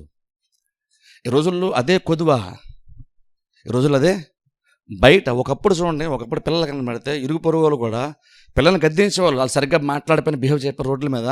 ఈ రోజుల్లో ఎవరిని చెప్తారు అలాగా? చెప్పాల్సిన అవసరం చాలా సందర్భాల్లో మీకు నాకు అందరికీ వచ్చింది, కానీ మనం చెప్పామా? ఎందుకని? నేను బ్యాడ్ అవ్వకూడదు, వాళ్ళు పోయినా పర్లేదు, అది మన స్వార్థం. నాకేం పోయిందిలే అన్నాం కాబట్టి చెప్పట్లేదు సలహా. మనం నాకేం పోయిందిలే, నాకు నష్టం లేదు కదా, పోతాడు నాకేందులో అనుకున్నాం కాబట్టి చెప్పట్లేదు సలహా మనం. ఇప్పుడు అలాగనే చర్చిలో పాస్టర్ గారు అలాగ ఉండాలా, లేదా దేవుడు అలాగ ఉండాలా? నువ్వు ఎలా పోయినా పర్లేదు, నువ్వు చర్చకొచ్చే చర్చిలో కుర్చీలు నింపేసే దర్శనం ఇచ్చేస్తే నేను బతికేస్తాను, నువ్వు ఎలా పోయినా పర్లేదు, అది ఎక్స్పెక్ట్ చేస్తారు పరిచయం నుంచి. అసలు పరిచయం ఉందే నేను సరి చేయడానికి. పరిచయంలో ఇది ఒక భాగం కూడా. అది మనకేం చేస్తుంటే మన జ్ఞానాన్ని అది ఇస్తుంది. చెప్తాను కదా, మీకు నచ్చదు. నేను కనుక మీ ప్లేస్లో కూర్చోడు కనుక నేను కూడా ఇది వింటే చెప్తాను, ఖచ్చితంగా నాకు కూడా నచ్చదు, నాకు కూడా అది నచ్చదు. కానీ అవసరమా అంటే ఖచ్చితంగా మన అందరికి అది అవసరమే. అది ఇప్పుడు అర్థమవుతుందా? ఇప్పుడు అర్థం కాదు, ఎప్పుడుకో తర్వాత ఎప్పుడుకో మనకు అది. చిన్నప్పుడు మనం 7 సంవత్సరాలు స్కూల్కి పంపించారు మన పేరెంట్స్. ఇప్పుడు ఎంతో కొంత కష్టపడి చదువుకున్నాం, జాబ్ సంపాదించుకున్నాం, సెటిల్ అయ్యాం. ఇప్పుడు హ్యాపీ ఫీల్ అవుతాం చిన్నప్పుడు స్కూల్కి పంపించారు కాబట్టి. కానీ మనకు గుర్తుంది, చిన్నప్పుడు మనం ఏడ్చే ఉంటాం అందరం కూడా. స్కూల్కి పంపించేంత మమ్మీ డాడీని చెడ్డగా కూడా అనేసుకున్నాం, మనం ప్రేమ లేదేమో అనేసుకున్నాం. నేను ఏడిస్తే సరే పట్టించుకోలేదు, నన్ను వదిలేసి స్కూల్లో వదిలేసి ఎల్కేజీలో వదిలేసి వెళ్ళిపోయారు అనుకుంటున్నాం మనం. ఒకప్పుడు పిల్లలు అనుకున్నారు అలా. కానీ ఇప్పుడు మనం ఆ చదువు వల్ల మనం ఇప్పుడు ఈ స్టేజ్లో ఉన్నాం. మనం ఇప్పుడు గౌరవం మనకు ఉందంటే ఎందుకు ఉంది? ఆ రోజు ఏడ్చినా నీ తల్లిదండ్రులు నీ మీద ప్రేమ ఉంది కాబట్టి, నీ భవిష్యత్తు ఆలోచించారు, నీకు అర్థం కాదు తెలుసు, సరే బలవంతంగా నేను పంపించాను కాబట్టి ఇప్పుడు చదువు వల్ల సంపాదించుకున్నావు, జాబులో ఉన్నావు, సెటిల్ అయ్యావు, కొంచెం గౌరవంగా ఇప్పుడు బతుకు, ఎవరి మీద డిపెండ్ అవ్వకుండా. ఆ గౌరవం ఎలా వచ్చింది? చిన్నప్పుడు ఏడుపు దగ్గర స్టార్ట్ అయింది, ఏడు దగ్గర స్టార్ట్ అయ్యి ఈ ముగింపుకి వచ్చింది. ఎగ్జాక్ట్ అంతే. చర్చకొచ్చినల్లా మనం కూడా అప్పుడప్పుడు దేవుడు మనల్ని దిద్దినప్పుడల్లా, సరిదిద్దినప్పుడల్లా మనం కానీ కొంచెం బెటర్గా మారనుకోండి, నువ్వు పరిపూర్ణంగా మారుతావు తెలుసా. నువ్వు ఎదుగుతావు, నువ్వు ఎంతకంటే బెటర్గా నువ్వు మారుతావు. మనం చాలామంది ఇంకా బెటర్గా మారచ్చు, బెటర్గా ఎదగచ్చు, బెటర్ జ్ఞానంగా ఉండొచ్చు, చాలా కర్లు బెటర్గా చేయొచ్చు. అందుకే చూడండి, ముఖ్యమైనటువంటి వాక్య పరిచర్య. కొన్నిసార్లు హెచ్చరికలు వస్తాయి, హ్యాపీ ఫీల్ అవ్వాలి, మనం థ్యాంక్స్ చెప్పాలి. కొన్ని చైనా లాంటి చోట్లంట, కొన్ని చోట్లకి కరాటే మార్షల్ ఆర్ట్స్ ట్రైనింగ్ ఇచ్చే చోటంట, వాళ్ళు సరిగ్గా చేయకపోతే మాస్టర్స్ చాలా కఠినంగా శిక్షిస్తారంట వాళ్ళని. అప్పటికప్పుడు ఇన్స్టెంట్గా కడుపులో గుద్దడమో తనడం ఏదో చేస్తారంట. అది బేసిక్గా కరెక్షన్ చేశారు. నా దగ్గర చూసాను, వాళ్ళు తనగానే వెంటనే అంటారు సార్కి థ్యాంక్ యూ సార్ అని అంటారు. నీ కడుపులో తంతే నీకు నొప్పి వస్తే, నువ్వు వెనక్కి పడిపోతే నువ్వు థ్యాంక్స్ చెప్పాలి సార్కి. ఎందుకని? నువ్వు నన్ను కరెక్ట్ చేసావని. కానీ నొప్పి ఉంటుంది వాళ్ళకి, నొప్పి ఉంటుంది. చాలా సందర్భంలో వాళ్ళు తప్పు చేస్తే ఎగిరి 2 కాళ్ళ దగ్గర తంతారంట, డొక్కలో తంతారు మాస్టర్స్. మార్షల్స్ కదా కఠినంగా ఉంటుంది. చైనా లాంటి చోట ఇంకా కొంచెం టఫ్గా ఉంటుంది కదా ట్రైనింగ్. అది అదంతే. వాళ్ళంటే వాళ్ళు అన్నీ సార్ దగ్గర బెండి సార్కి థ్యాంక్స్ చెప్పాలంట వాళ్ళు. ఎందుకని? నేను తప్పు చేస్తున్నాను అంటే నేను కరెక్ట్గా ప్రాక్టీస్ చేయట్లేదు కాబట్టి అది నాకు ఫ్యూచర్ నాకు సరిగ్గా ఉండకపోవచ్చు, ఇబ్బంది అవుద్దాం ఫ్యూచర్లో. కాబట్టి నువ్వు నాకు ఇప్పుడు నాకు పాయింట్ నువ్వు తెలియజేస్తావు, విధానం కొంచెం కఠినం అవ్వచ్చు కానీ తెలియజేస్తావు కాబట్టి నీకు థ్యాంక్స్. అందుకే వాళ్ళంత మార్షల్స్ అంత పర్ఫెక్ట్గా మారుతారు వాళ్ళు.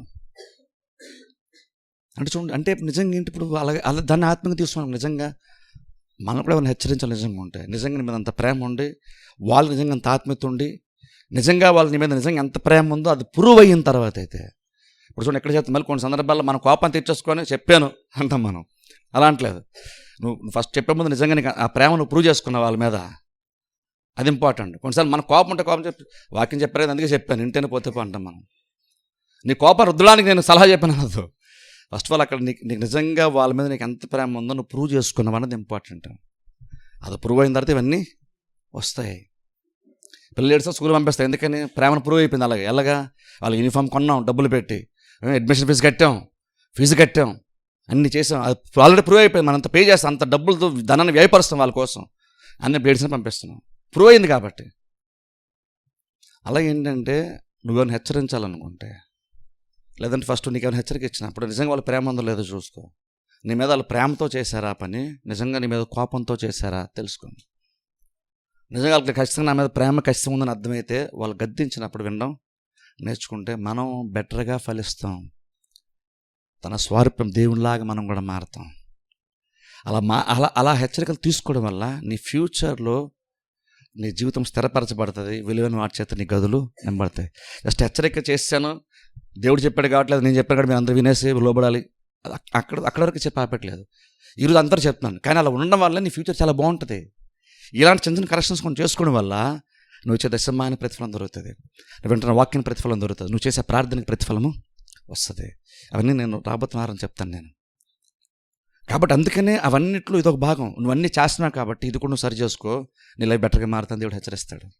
అందుకని కొన్నిసార్లు ప్రసంగం అంటే కొన్నిసార్లు మనకి బాధిస్తుంది, ఖచ్చితంగా బాధిస్తుంది. కానీ ఇంకను అది దేవుని యొక్క వాక్యము అని నమ్మి అంగీకరించి, మన మీద కోపం ఎందుకు ఉంటుందిలే అని అర్థం చేసుకుని వినినటువంటి వాళ్ళు, దాన్ని అంగీకరించేటువంటి వాళ్ళకి అది జీవార్థమైన ఫలమునిస్తుంది.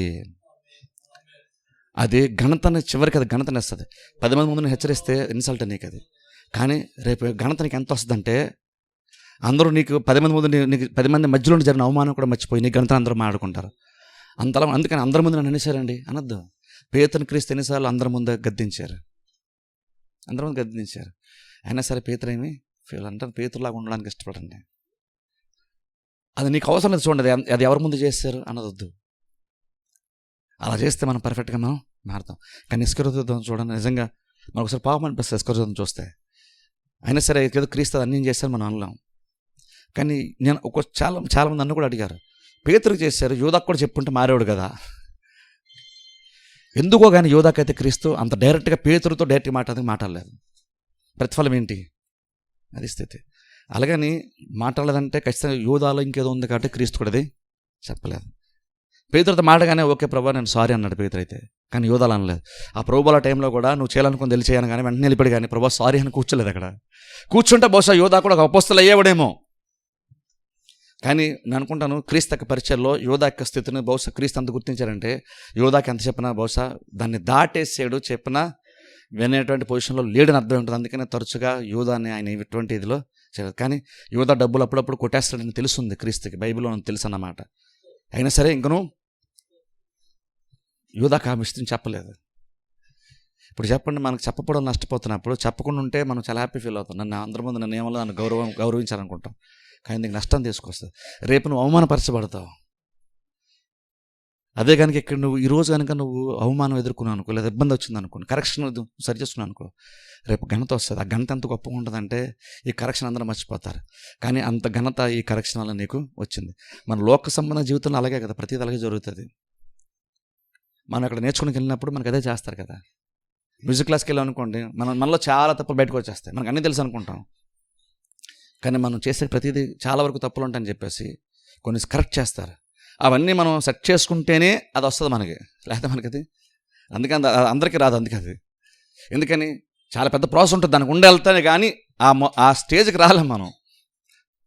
అలాగే లైఫ్లో కూడా అదే, దానికంటే లైఫ్ ఇంకా ఇంపార్టెంట్ కదా.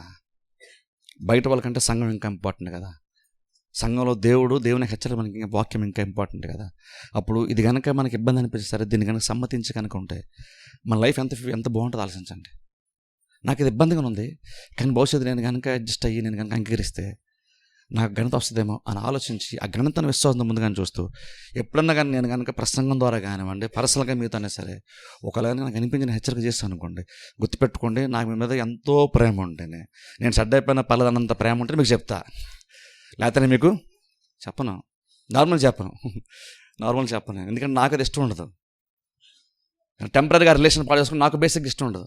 కానీ కొన్ని సడన్ మూమెంట్ వచ్చింది అనుకోండి, అప్పుడు ఎలా ఉంటుంది అంటే కొంచెం నాకు బలంగా లోపల అనిపిస్తుంది అనుకోండి, నేను షడ్డైనా పర్లేదు వాళ్ళకి మాట చెప్పే తీరాలి అనిపిస్తేనే, నాకు అంత అనిపిస్తేనే, నేను షడ్డైనా పర్లేదు అనిపిస్తేనే ఆ విషయం చెప్తా. అప్పుడు నిజంగా అర్థం చేస్తున్నాను అనుకోండి, నాకు రాదు ఘనత, మీకు వస్తుంది. ఎందుకంటే ఆలోచన వింటే ఎవరికి లాభం? చెప్పినోడికి లాభం కాదు, వినేటువంటి వాడికి లాభం. ప్రార్థన చేస్తున్న తర్వాత తల వంచి కళ్ళు మూసుకోండి.